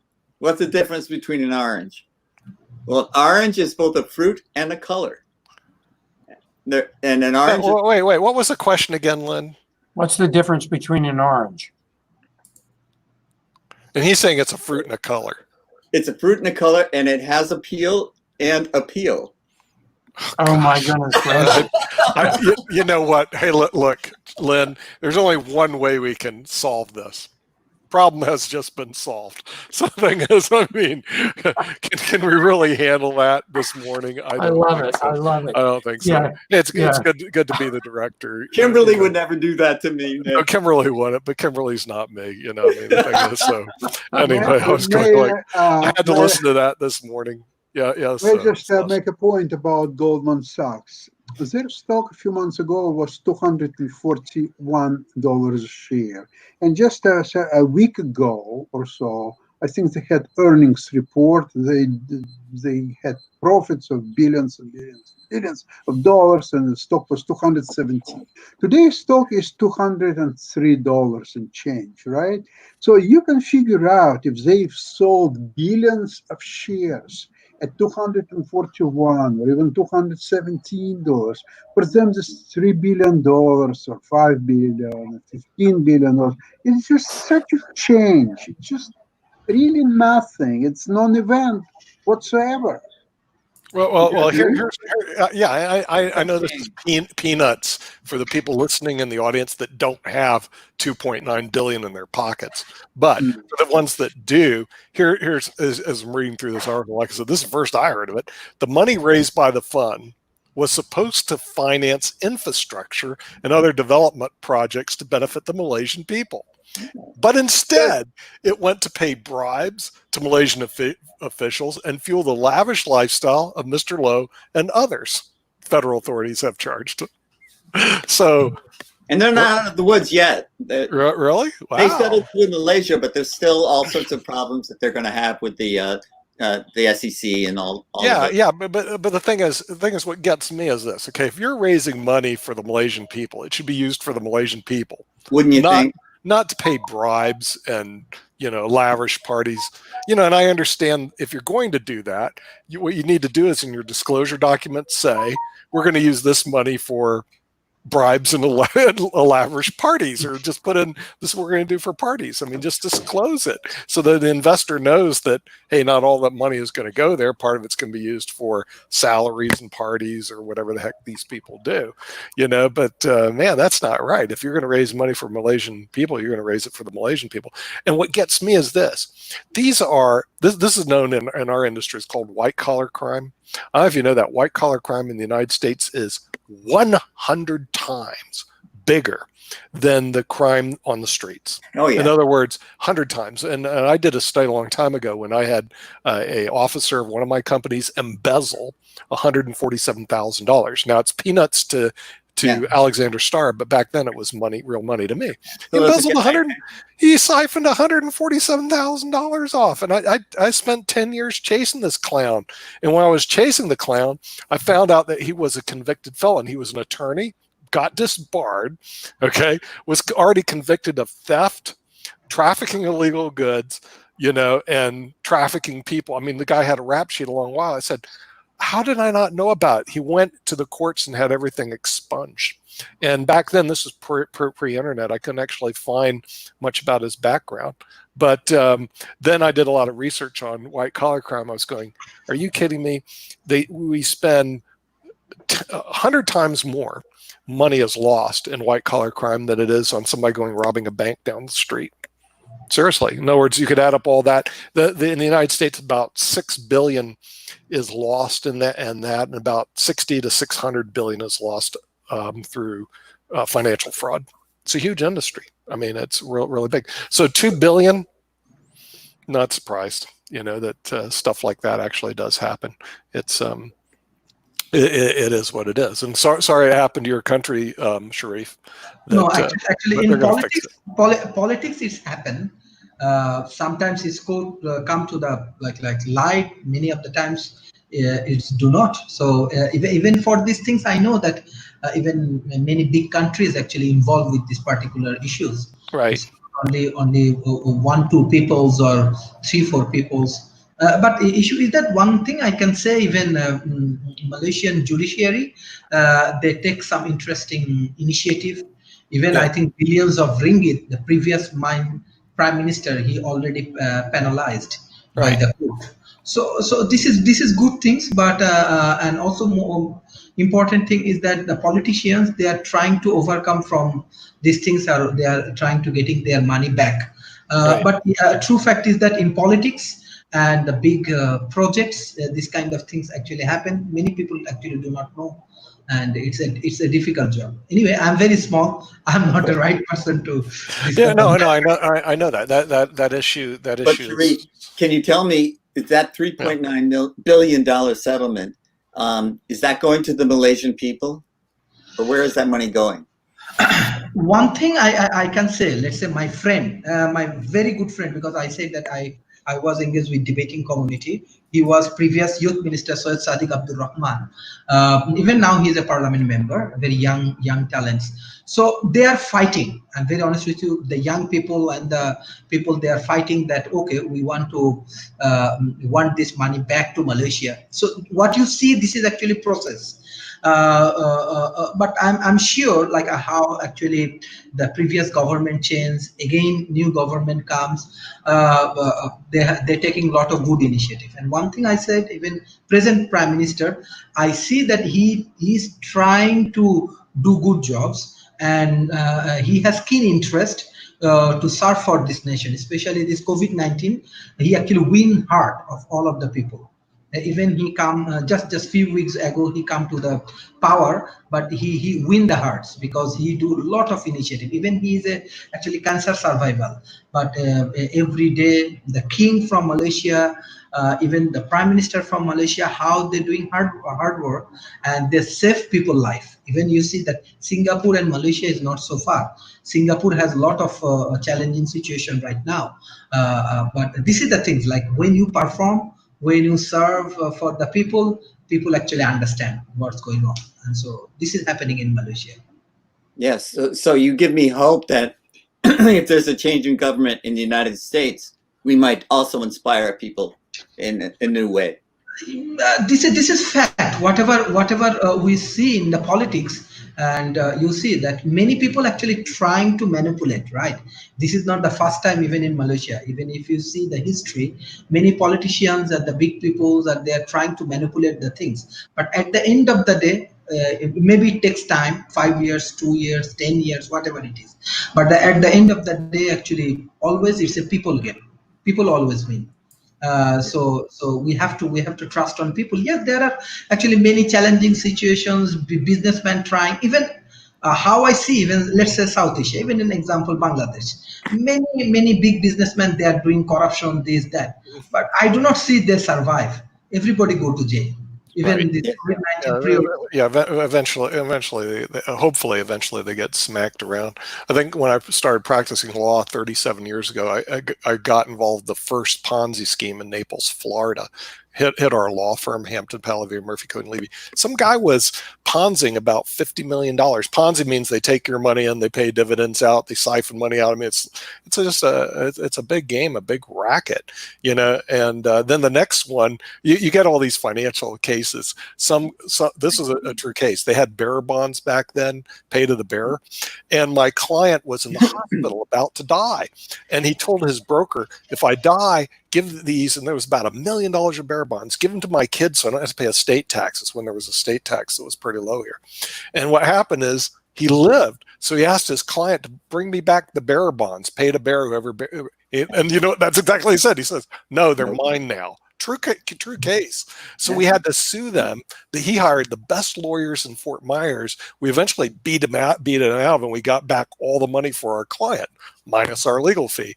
But the thing is, could you imagine? He gave it to his, quote, trusted broker to hold his cash, and the broker goes, no, it's mine now. But part of the settlement, to give you an idea how bad this part of our settlement was, we would not report him to Securities Exchange Commission or FINRA. Seriously. So the guy walked, you know. Wow. But again, I represent the client, so we have to ask the client, what do you want to do? Because we can, you know, report this, or we can seal the case, seal the judgment. We sealed the settlement agreement, excuse me, and without reporting the guy. So the guy maintained his securities licenses. It's a practice. Nick, in this situation with the Goldman Sachs, one thing escapes me, really. I don't understand. It's a question when people are telling about the trust, the fiduciary duties, or so on. It all sounds a little bit as a garbage to me, really. But what is important is the management. So if the management has been designed, such as, for example, to get money from the funds, you would need, say, 25 signatures, which is not practical, perhaps, right? But still, it's not practical, it's stupid. But you know what? Give me all 25 signatures before I will make even 1 cent payment out of this fund.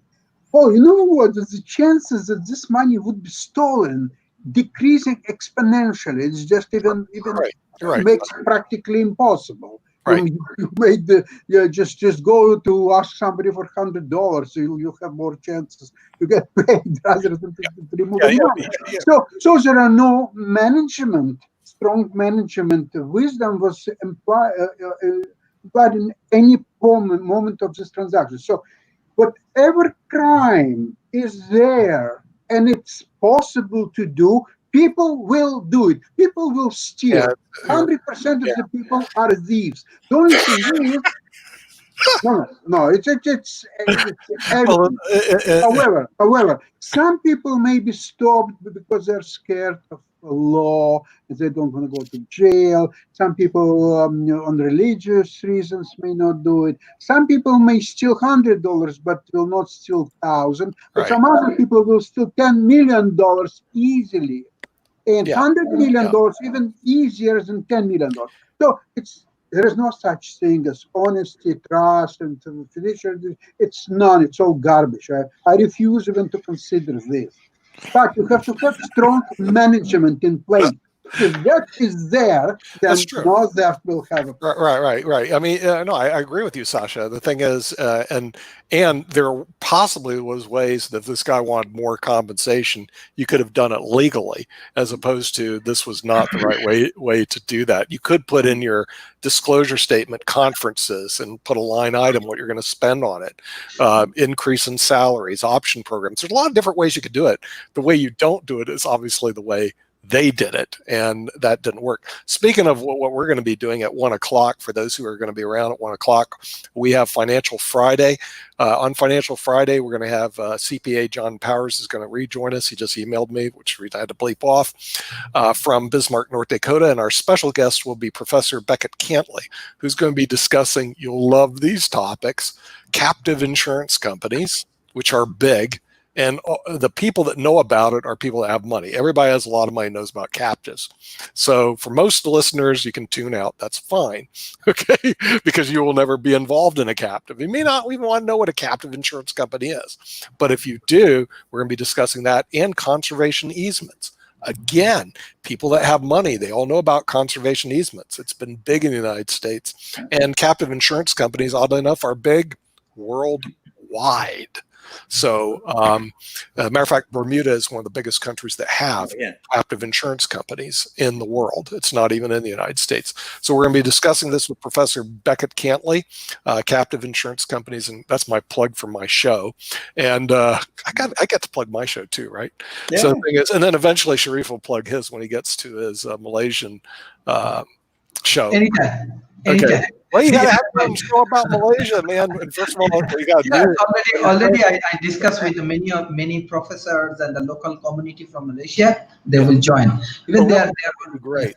That would be absolutely great. This morning we had our Mind Spot or Mind Show from Nigeria. Really great show this morning for those who joined us early. Mind Closet. Yeah, the Mind Show. Okay, it was on from Lagos, Nigeria. Really, it's turning into a really good show for those who can join us at 9 o'clock in the morning on Eastern time. And then of course, Alexander May's Musical Cafe will be on Sunday. And we have a couple new shows that'll be coming up. The travel show, Brendan just emailed me, the travel show is going to be starting very shortly. And not only the travel show, we're going to have the book show coming up probably within a week from now or 2 weeks from now. You're going to see a book show, and the book show is going to be authors, people that wrote books who want to show their books and what they wrote worldwide. It's going to be starting in the next couple weeks on IBM TV. So I just want to give a plug for all That's really exciting. Shows coming up. Nick, I want to tell you something. If all that is not enough, I will throw in the Russian show. But the only problem is Russian show. Are you kidding me? I gotta hear this one. This would be really great. Do you know there are no Russian shows in the United States? So I'll tell you the problem. The problem is that regardless how objective you are ranking the problem to either offend Mr. Putin and his friends or offend all his enemies. And there are more than enough enemies of Mr. Putin either. There is no middle ground. Absolutely wait. Look, when I went to St. Petersburg, Russia, there was no discussion on Putin when I was looking at the Hermitage and the artwork that was there, and I was going down the Nevsky Prospect. Do Svidaniya. I mean, can't you do a show on Russia without getting the United States and Russia all into a tizzy about Russia? I mean, it's a big blooded country. We can't sit and not recognize it. And for all the pundits who want to blame each other, just keep them off the show.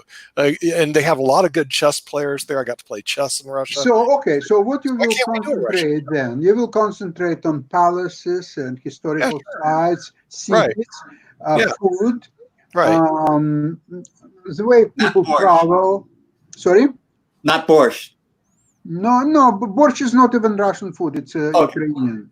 Okay. Ukrainian food, Okay. Actually, the best Russian food is Georgian food. Georgian. Oh, really? Okay. It's exquisite. We don't know any of that stuff here. So the thing is, the Russian show would be great. Exquisite. There are a couple of good Georgian restaurants here in Toronto, and it's such a feast. It's just incredible. So write that down. Okay. Yeah, write it down. Georgian food. Georgian food. What Yeah, is it? we certainly like to entertain a Russian show. Sasha, my problem is I don't know anybody in Russia except this nice lady who gave me pancakes when I was over in St. Petersburg. So I don't have anybody to invite, but if you do, that'd be great. In the meantime, having doctors on the medical show would be really great. And let's see if we can find, there's a doctor. Oh, yes. Dr. Tula has arrived, Dr. right? Tula. So with that, I'm going to just beam out for a little while, but All right. I'll leave you in good hands, Dr. Tula, because I know that these people want to discuss the coronavirus with you guys. So Yes, and Hello, Dr. Tula. Jim, good Dr. evening, Sasha. How are you? Good evening, Sharif. Sahab. Good, How are good. you? How All are you, well? Dr. Tula? All well, all well. Good to see your smiling faces. Yes, It's always a privilege to see you smiling. You know, I forgot. Maybe when Nick was talking about this legal system in the United States, I forgot to tell him how the court cases decided in Russia. So the judge in Russia, he has first interview with one party. So one party will tell him, okay, please do it in our favor. Here's million rubles to do that. Okay, so it's another party. He has interviewed with another party. Another party comes and puts 800,000 rubles. So the judge says, I wish to help you, but I'm afraid you're going to lose your case. He said, oh, I understand. Okay, how much do you need more? He says, 200,000 rubles, million. Okay. Then he tells both parties, okay, now I can make a real case, and then people decided by law who is right and who is not. So what is the legal system in India? How do you adjudicate disputes in India? So in India, we have a very, very, prolonged kind of scenario. So we have, there is a system by which we can go from the lower courts to, so you start off with absolutely lower courts, then there are district courts, then there are high courts, right? And then you have the Supreme Court, which is the last resort, right? And then Yeah. you have the president also, who can give a presidential pardon, right? So the president is the final authority if there is sentencing. So the president has the authority to give you a pardon too, right? In certain kind of cases, not in every case, but in Yeah. certain cases. Very right? familiar sounding. Yeah, so it goes, it takes years and years if you go by the court system, because unfortunately we do not have very fast, efficient courts at the moment, though the government, successive governments have tried to intervene, and they are trying that they have these fast track courts. But even the fast track courts are very slow track courts. Yeah. So ultimately, Yeah. I mean, Is it does take. Is it based on the UK system? See, we have our basic, entire, if you look at our system, right? So they were all colonial based. So that means that since the UK was the country which used to govern us, so indirectly or directly, we have a lineage towards which was, a precursor or a legacy of the old British. So over a period of time, we have started changing, but it's a very deep-seated kind of a scenario. So we have had changes. We started becoming more, I would say, Americanized in that manner. But still, we have got a great legacy of British rule. Yeah. So there is a lot of British influence till date. So Now, it takes. before the British came over, how did you handle disputes in India? So at that time, we were all princely state. So it was not India as such, as a country, right? Right. So there Right. were a lot of kingdoms within India, and you Right. will be very surprised that a single state of Rajasthan, which is a destination for tourism in India at the moment also, right? It was split into at least around 10 to 12 small princely states. So India was a very divided house in that sense. So we had these rulers in different areas, and that is what before if you go before that, then we had the Mughals who had control of a large amount of India, right? So they were controlling a large amount. And if you go even before that, then we had again princely state, but there were dynasties who used to control a large amount of India's geographic, and this geography used to extend right into Nepal, Bhutan, right, and some part of China also, right. So and into the Tibet also. Tibet also, some part was part of India only. If India was not there at that time, but these were all princely states which used to control, and the extent was extending right up to Pakistan and Afghanistan also. So when you say a princely state, am I right to assume that you're talking about authoritarian Yes.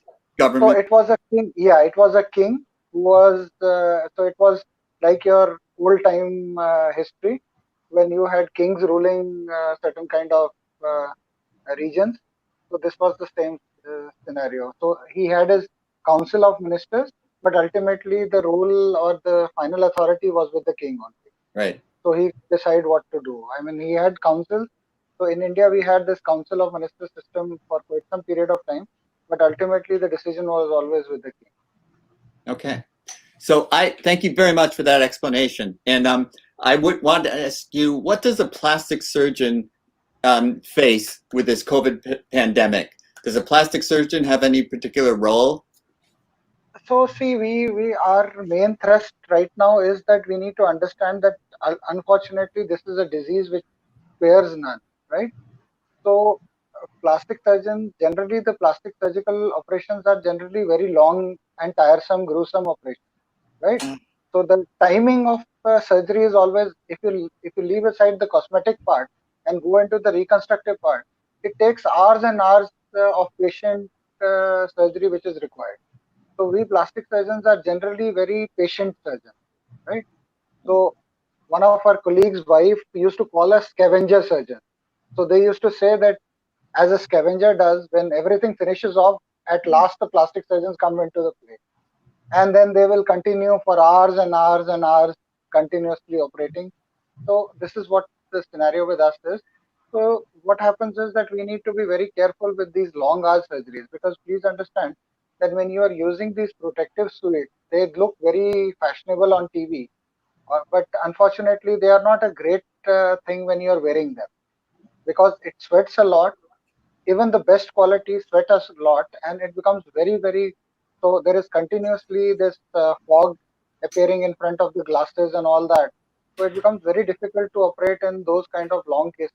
So for shorter surgeries, up to a 2 hour surgery, it is still preferable. I mean, you can still get away with it. But surgeries which are going to go into 5-6 hours and even beyond, then it becomes very difficult to operate in this kind of a scenario. Yes.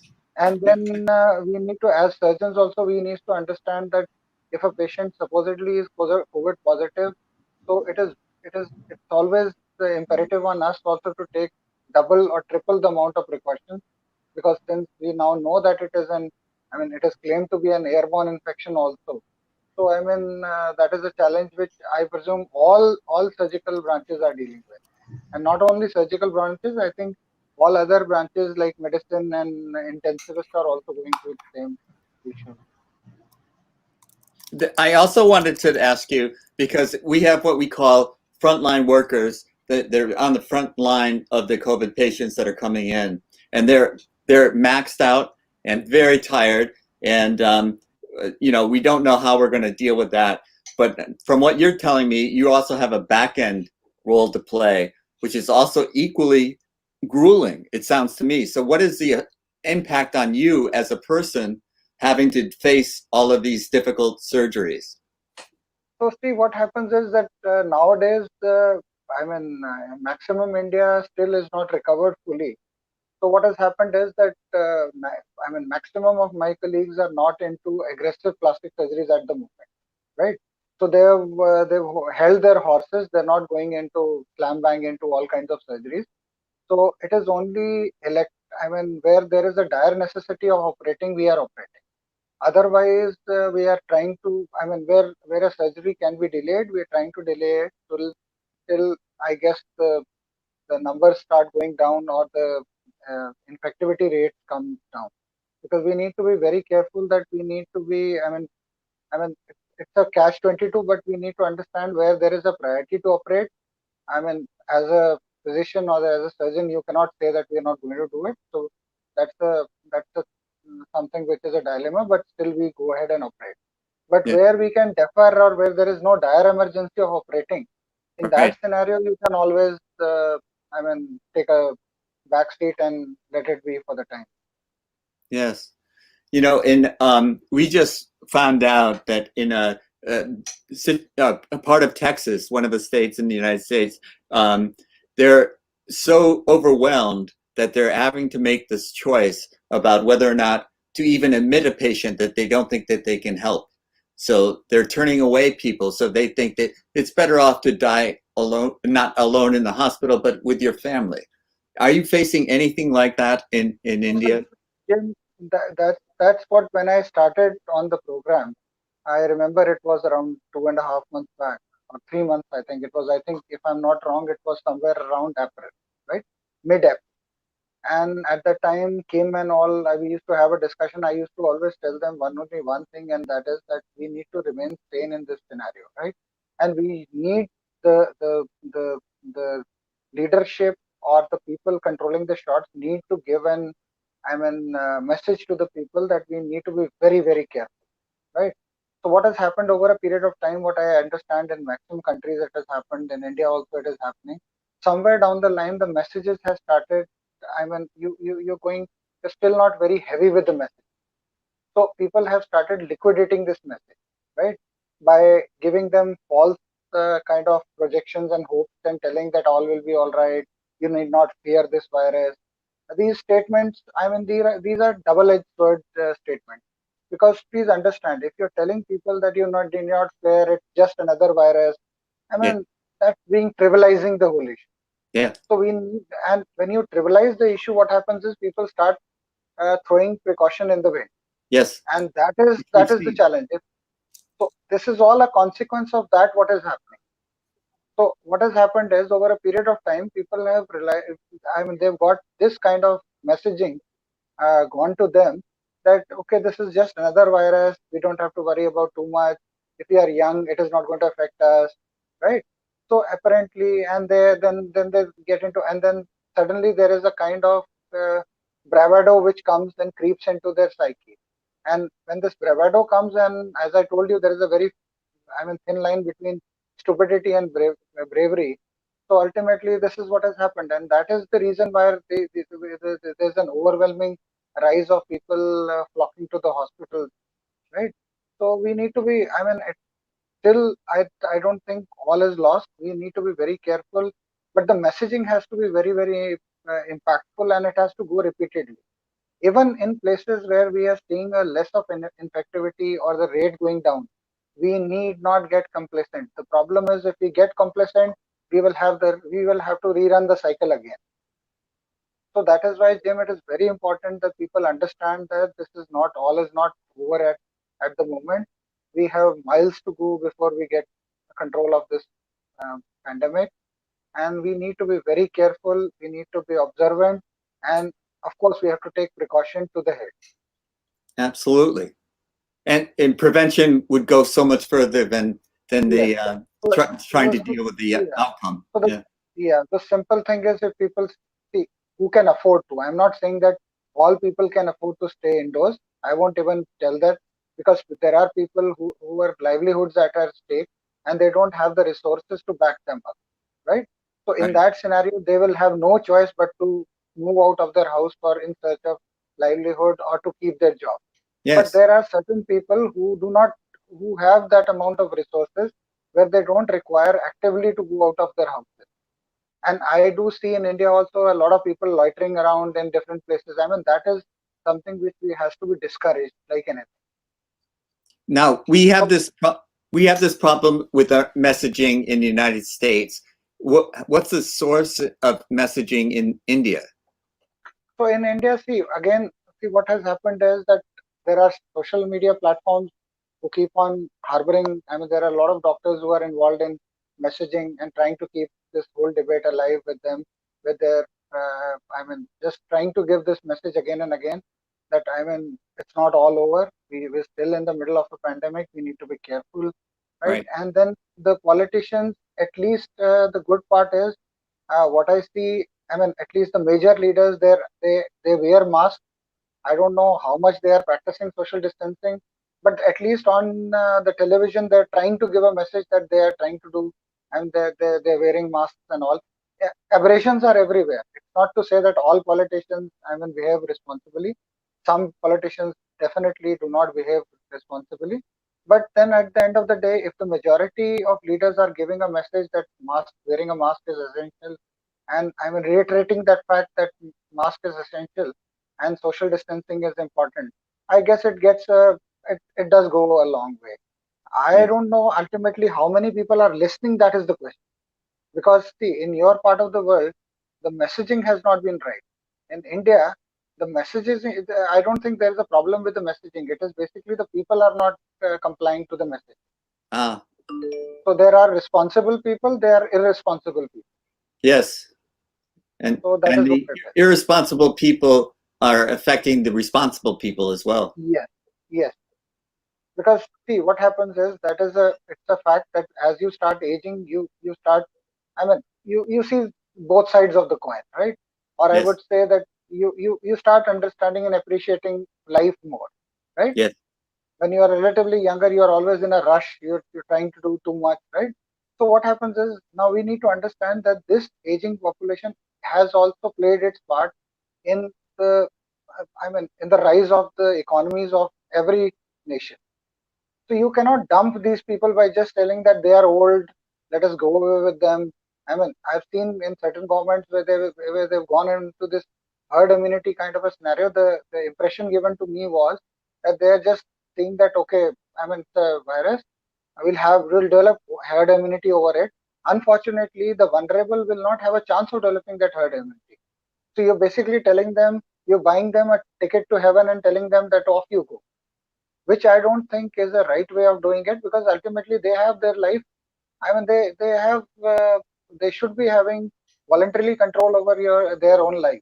You cannot put a tag on them and tell them that they are to be bypassed, or that. So it was indirectly a way of telling the old people that you are not wanted, which I personally don't believe. I believe that that's something I have been extremely overwhelmingly opposing, that this is not the right messaging to give to the elderly, because they have played their part. So we need to understand that we need to respect that also. Yes. And the younger people also have to respect the fact that in their house they have old people, right? And we need to be very careful and mindful of what we are getting. And of course, it should not be Corona coming to our home. Yes. And one of the things that I wanted to, you mentioned it, and I wanted to go back to it, is certain people cannot afford to stay at home. And we see that this COVID in the United States anyways, or what I call the divided states now, because we're so torn apart. But the people that have to go to work are usually the poorer people, and the people of color, the brown and black people are getting hit by COVID at a much higher rate than people with skin tone like mine. So this is something to do with our income inequality, and also for whatever reason, people that do not have the ability, like I could stay home and get on my computer and do my work, but some people cannot do that, and they must go out to earn their living, and then they expose themselves. Yeah, that is why it is very important for those people at least to, there are hardly many things to be done, right? I presume even if you cannot, let's presume there is a poor person, he can't buy a mask, which may be a costly affair in US. In India, it's not, it's very cheap, but in US maybe there is a cost associated with that. So they can at least take a handkerchief and cover their faces and nose, right? So you need to cover with something. At least let's presume even if it's a poor quality cloth, still it will at least give you a protection of around 30, 40, 50%, right? And if the other person in front of you is also wearing something like that, so if he's also giving you a protection of 50%, that makes it 100%. Yes. It's that simple. There is nothing. That's simple. It's a simple thing. You need to understand that we need to have pledge that we should not get infected and we should not be the ones propagating the virus. Yes. If we can just pledge that to ourselves, I think the deal is done. I agree. I think this would be controlled in a matter of weeks if everybody was doing it. But unfortunately, what happens is we have got these people, who either think that this disease will not affect them, right? Or they are complacent, or they are not even thinking around it. I don't know what is going in their head. So when I see people, we call them COVIDiots nowadays, right? So they are the people who are roaming around, or they will have this mask hanging down, Yes. right? They will have a mask, but they will not be wearing it. So they will have it. Or some people I've seen, they wear the mask only to the mouth. So the nose is exposed, right? Yes. So I don't understand. In today's era where there is so much of social media and interactions and people training and all that, I don't know. It's very difficult to apprehend this kind of, people doing these kind of activities. It is really shameful, and I feel so bad when I see all of this. Unfortunately, it just seems that people don't want to listen or whatever. Yes, but we get such conflicting messages because your point was so well taken that the messaging should be the source that we are listening to, but we're getting conflicting messages. People are hearing different things, and then people throw up their hands and saying nobody knows anything. So why should I listen to anyone? So Jim, this would have been expected in an epidemic of this kind of or I would say a pandemic of this proportion, right? So please understand, every disease has if it is a new disease, it will have its own evolution. It takes little time for you to understand. Now there is a catch here. The catch here was WHO, because unfortunately they were a little late to start from their blocks. And when they were late to start off from their blocks, the impression which came to all the countries was that, they could not be. There was this kind of messaging which went around with certain countries telling and looking at them and saying that, okay, there is something fishy around them, they cannot be trusted. Right? I presume this is what has happened. This has led to this insecurity and this cross messaging and this wrong messaging and whatever, right? And then you had the CDC in your part, which also took little more time in getting out with the facts, and then this went over. It just blew in their faces, right? So now we need to understand that there must have been, I do agree that due to the economic pressure or something else, there must be some amount of, there would have been some amount of, under the carpet brushing kind of activity. I'm not privy to that, but what is apparent from the face, it looks like that, right? So whatever be the reason, maybe it was in good faith. They did not want people to panic, so they wanted to buy time, and that is why most probably they did that, right? I presume every government did this just to ensure that their house was somewhat in order before this whole pandemic struck. So that is why the whole thing went off a little slow from the block. And by the time they understood, the messaging started. People started. They have started questioning them. And now it is on to that state that everything what they say, it's questioned. Unfortunately, we need to take it with a pinch of salt. They should be held accountable for what they did. I'm not trying to justify them at any end. But what I'm trying to tell is that it is time to move on from them also. So now I think there is a lot of information in public domain. So I don't think there is anything, we should not look at what was happening yesterday. But at the moment, I think three things are very important. One is hand hygiene. Number two is wearing a mask. And the third is keeping distance from each other.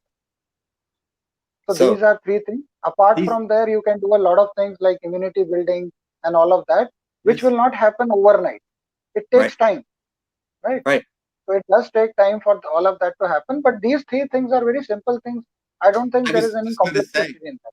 Yeah, washing your hands, wearing a mask, and social distancing is not a lot to ask of people. It's a very simple. These are simple things to do. And especially in developed countries. In developed countries, I do believe that people have that kind of a mindset and the brain to understand these things better than people in underdeveloped countries where people are not educated I mean, there is a struggle also. They have their own whims and fancies and their own, suspicion towards a lot of things. But in Yes. developed countries, seeing this is certainly, it's very amusing and very puzzling. Yes, because we actually, I will just go back to, these are very simple things to do, but we are not trusting anyone to tell us what to do. So, you're a doctor, you're telling me this, and I believe it, I understand it, and I trust that that is the safe thing to do for me. So I don't even leave the house. I not only have a mask, but I have gloves on as well, because who knows what I'm touching when I turn a doorknob. And it's one of those things that I can take care of because I am educated and I do get sources and I do check the source and I make sure that I'm getting good data, good facts. But not everyone does. And everyone, even though it's an educated society or a developed country, however you want to say it, there is a great amount of distrust in this country. So we distrust what people are telling us, even if it is for our own good, for our own protection. Unfortunately, Jim, you are in election season. So now you can't help it. People should realize one thing which I have again and again said. See, politics is a very different game. Yes. You can have your political affiliation to any group, whatever you want to. But we need to understand that science does not go along with politics. Yes. So we need to segregate both of them. Science is science, politics is politics. You may love the hoopla, hangama of politics, that's good enough, but science does not unfortunately go the politics way. So in science, it is black and white. You cannot have gray or something. It's not like a soap opera going around. So you have things changing here and there, right? It works or it doesn't work. Yes. So that's the simple thing around it. You cannot have a 20%, 30% working kind of a scenario which people generally claim. So we need to understand that. So that is why it is very imperative that people understand that leave the politics aside. You are good to support any political party, whichever you want to. You will have your own political viewpoint. Excellent. Please have them. It is good for democracy. But please do understand that science is different and this is a disease which is here to stay and we need to take care of ourselves. And not only take care of ourselves, we need to take care for the people around us also. Yes. So that is why it is very important that we take these three simple precautions are must. If we can do more than that, is always welcome. But these are very, very simple 3 things which is to be done. And I don't understand so simple things. What does it take to get into people's head? Yes. And I just think that, the idea that we are responsible for others is something that we're struggling with as a country in the United States. We just don't understand that it's not just to protect ourselves, but it's to protect others. And it's so simple. So the best way I would presume is again, I've been repeating that it has to be community individual. Because please understand, when a country goes through an election year, there is going to be a bitter divide between people, right? Yes. That happens everywhere. Not only it happens all the time, right? I think everywhere, and unfortunately, we are going through a lot of turbulent times in these last few years. We've got different kind of leaders all across the globe. Yes. They have their own agendas and all. People are driving different agendas, right? Yes. So we should not even get into it. We should realize that ultimately this has to be done on a community level. So maybe it has to be in a developed country. It will be much easier to do it if you can just go with my city, right? My neighborhood. From my neighborhood, it goes to my nearby neighborhood. From nearby neighborhood, it goes to my council. Then from my council, it goes to my state. Yes. If you are able to do it even that way, you will not require even to do it at a country level. Automatically, if you start looking inward, it will start helping us. And I think that you made a very good point about there's no sense in looking back at what we could have done. That's in the past. Yes, that's gone now. What can we do today? Yes. And so we should also, learn from it. We should learn from it. Yes, we should always learn from it. And I'll tell you a very interesting thing. In India, I mean, see, when you've seen, I'm sure you must have seen these visuals of the people who were working in cities walking back to their hometown, right? So you will be very surprised that in villages, the village headman or the village council, what they did was when these people were going back into the villages, they fenced away the village boundary, right? And arranged for 14 days of quarantine of these people outside the villages. I see. They used to provide them for food and all because they did not want the villages to get infected. Yes. So that is why India, if you look at India also, the village population has not done bad. They have not fared bad. There is a very less amount of infiltration of corona into the villages level, right? It's basically more an urban disease. And urban because it is a disease of the affluent. It was brought by affluent people because it didn't walk into their country. We had people who were flying to other countries from where it came back to India. Yes. So we need to understand that it's the affluent who have brought this disease to their country. Yes. And unfortunately, at the moment, I don't want to blame them, but unfortunately, the poor is also paying a price for that. Yes. So that is why we need to understand that we need to be very careful with this. See, the more we can contain it, the better it is, and the faster we contain it, it's good. Yes. It makes so much sense. The other Once thing, it is contained, it's not going to. You're going to. Then it'll pass off. Because we need to understand that this virus requires a human body to exist. If it stays out of the human body for maximum of 5 days, it doesn't survive. right? It's that simple. We Yes. need to understand that we do not want to give this virus a home for 5 days. We render it homeless for 5 days, it's going to die off. So that's that simple if I put it that simply. Yes. No, it makes perfect sense to me. But once it's in your system, does it ever go away? So see, any viral infection, once a virus comes into the system, see, it will always, the general belief around is that you will have an immunity for it, and the immunity, when it develops, it starts working against the virus, and it may be. So what happens is then you have the antibodies which are against the virus. Now this happens in normal virus infection, right? Yes. So if you again have an attack with the same virus, I'm not talking about the COVID virus, I'm talking about other viruses. So the body has certain amount of immunity which it'll remember, and then it is believed that the second viral attack may not be that aggressive as the first viral attack was. And if it is a subsequent attack, it is going to lose its sheen, and it's becoming lesser and lesser as time passes by, right? But with this virus, unfortunately, we are not very sure that is going to happen. Right. First, we are not very sure that how much days the immunity will be there for this virus. We don't know now. It's an evolving. Yeah, we don't know that. So that is why it is very important that even people who have got infected with this virus should not throw winds in the caution and say that they've got antibodies against it and it will not happen to us again. Because there have been cases reported where people have got reinfected with the virus. Yes. Wow. Dr. Tula, the most important question I can ask you is, what do you think of my shirt? See,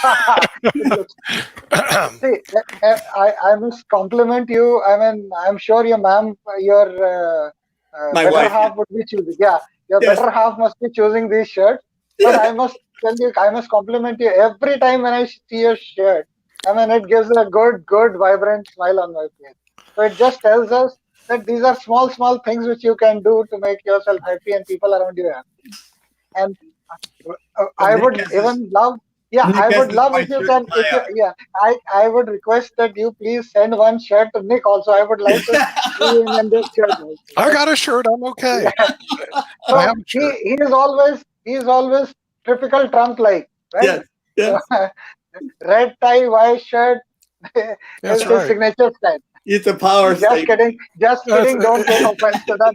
I don't know. Hey, how listen, many people Dr. Tula, I'm going to go visit your country as soon as this coronavirus thing stops.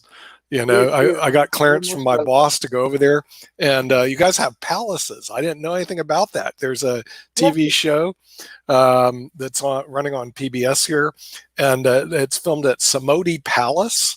I don't know if you know where Yes. that is. It's in That Jana. is that is in Rajasthan. It is Yeah. approximately, see, where I am staying. I'm in Gurgaon. That is basically near Really? to Delhi. So Right. it is approximately this Samod Palace is around 80 kilometers from here. Yep. So that makes it approximately, I think, 2.5 to 3 hour drive from here. Really? It's a beautiful property, Yeah, that's what. and I'm sure you should visit it. You'll love Oh yeah, it. we're going to have Love one of our business meetings there at Cbd Palace because it's on one of the TV shows here. They're running a whole special on it, and it's about the English and the Indians, and they're all in this palace. It's almost like gosh, what was it, Downton Abbey, except it takes place in India. And so my wife and I were watching it, and I said, well, we'll have to go over there as soon as the coronavirus. And you can rent rooms there. You can rent the palace. So I said, hey, place to hang out. Looks pretty nice, you know. So that's on our schedule to go over there. So I can go. I think it's only 5 stars and up. So. Yeah, well, that's a palace. I like being able to rent a palace. Don't worry. The cost is not going to be enormous. Don't worry. I mean, yes. It's not enormous. The dollar getting converted into rupees, it is a good scenario for you. Don't worry. No, the price is very reasonable. So I told Jim we're going to send everybody from IBM TV is going to go over there, except Jim has volunteered to stay home in San Francisco and mind the store, right, Jim? Oh, thanks. Oh, you know, somebody's got to stay in mind. Somebody's got to do it, and it's somebody's got to do it. You know? Well, let's face it, Jim. It's a longer flight from you, San Francisco, than from me in Raleigh. Raleigh, it's close. No, it's not. I already got the air flight to go from here to Toronto, and then there's a nonstop to New Delhi. Figure out how to get down to the palace, and then it's much longer for you, Nick, than it is for me. Is it? Oh yeah. You got to go from Toronto to LA. I'm coming from San Francisco already. No, I'm going from Raleigh to Toronto. Toronto has a nonstop to New Delhi. Yeah. Okay. Yeah, will have a long stop. If you've got to go to Toronto, you're still behind me. You haven't even caught up to me if you're in Toronto. Yeah, but you're in San Francisco on the left coast. I'm going straight up and then right over. 17-hour flight. You show me how it's faster. Okay, yeah. We'll have a race. I can get to New Zealand in 17 hours. You can go. We'll have a race, and we'll get over to India. Now, since we're still doing the Med Fridays, and then we're going to have to cut over to our Financial Friday show in about 5 minutes. Question that has come up, and it's come up actually on the Facebook, Dr. Tula, is the safety of the vaccines. Is it possible that these vaccines are not safe? They inject, one guy says you inject them and then it takes over your body and kills you. Okay. So see, what has happened is at the moment, what we've seen is that we've seen trials of results of, I would say with caution, that preliminary results of trials of the Oxford vaccine, right? Yes. That is the one which we have some amount of precedence in that. There's another Chinese vaccine which they have tested, but unfortunately, I'm not privy to what is happening with that because we need to, get it peer reviewed and all that. Right. And even though they claim it is peer reviewed, I don't know. I'm not very sure. I mean, what exactly? Well, it was peer reviewed by people in Outer Mongolia. Isn't that okay? Yeah. So don't worry, the Mongols will not support China. There was a doctor in Mongolia said it was okay. They will not support because traditionally also they have never supported China. So Mongols used to raid Chinese. So that is why they don't have a great, I think, relationship on that, on their history base. But kidding apart, I presume the Oxford vaccine has shown promising results. But again, the subset of trials has been very limited. So we need to get an expanded trial done, and which I presume they're looking at 30,000 or 20,000 cases trial in a couple of countries. One is, of course, Brazil, and the other, I think, is South Africa, if I'm not wrong. So they're trying to do a multi-centric trial across all countries now. Now, the only question with them is, one, of course, is the safety. At the moment, the preliminary trials in all the patients have not brought up any major safety concerns. So apart from pain, experiencing pain, and in some patients they had some fever also, right? They did not have, and some had some flu-like features in the very initial period. There not been too many, downturn kind of results reported. The only challenge is going to be one that we need to understand that how long is this vaccine going to be safe, right? So that means that if you get a vaccination, let's presume that all goes well, and Right. we are able to say that okay, this is a vaccine for us. We need to understand one, how fast does the immunity kick in? At the moment, they are telling that it will take around 30 days, right? So for that 30 days, that is the time amount taken for the immunity to kick in, right? And Right. how long will the immunity last? Right. Good And does question. it cover the entire strain of viruses? Because viruses will keep on mutating, Good right? question. So Yeah. that is, so these are all things which will over a period of time we'll come to know. So apparently, if someone says, and then we have to understand that is it 100% immunity, or is it going to be a relatively 50, 60, 70% immunity? Because we need to understand that these figures, if we are done on a very, very large subset of people, then you will have real figures and real time data coming in. But if it is a very small controlled trial, then it is very difficult to put a, percentage to it.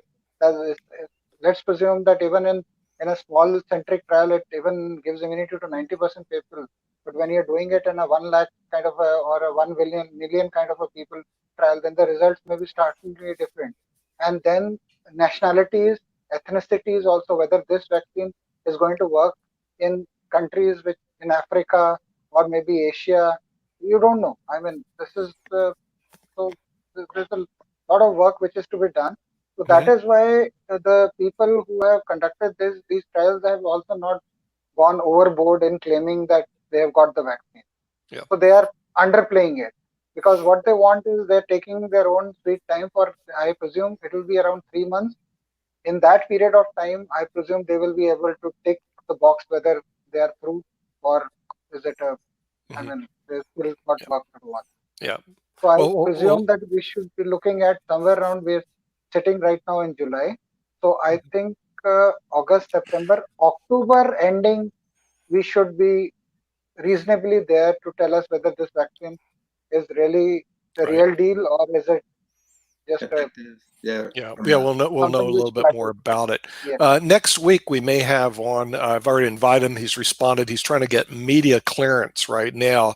The chief medical officer of COVID-19 for Pfizer.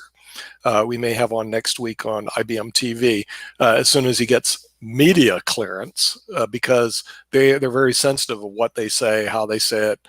You know, if you work with some of these big companies like even IBM, stop, you're saying the wrong thing. So they have to get media clearance. And but I think it would be a good meeting to have if he's able to show up next week. I know him through LinkedIn professionally and stuff, but he's the chief medical director of Pfizer.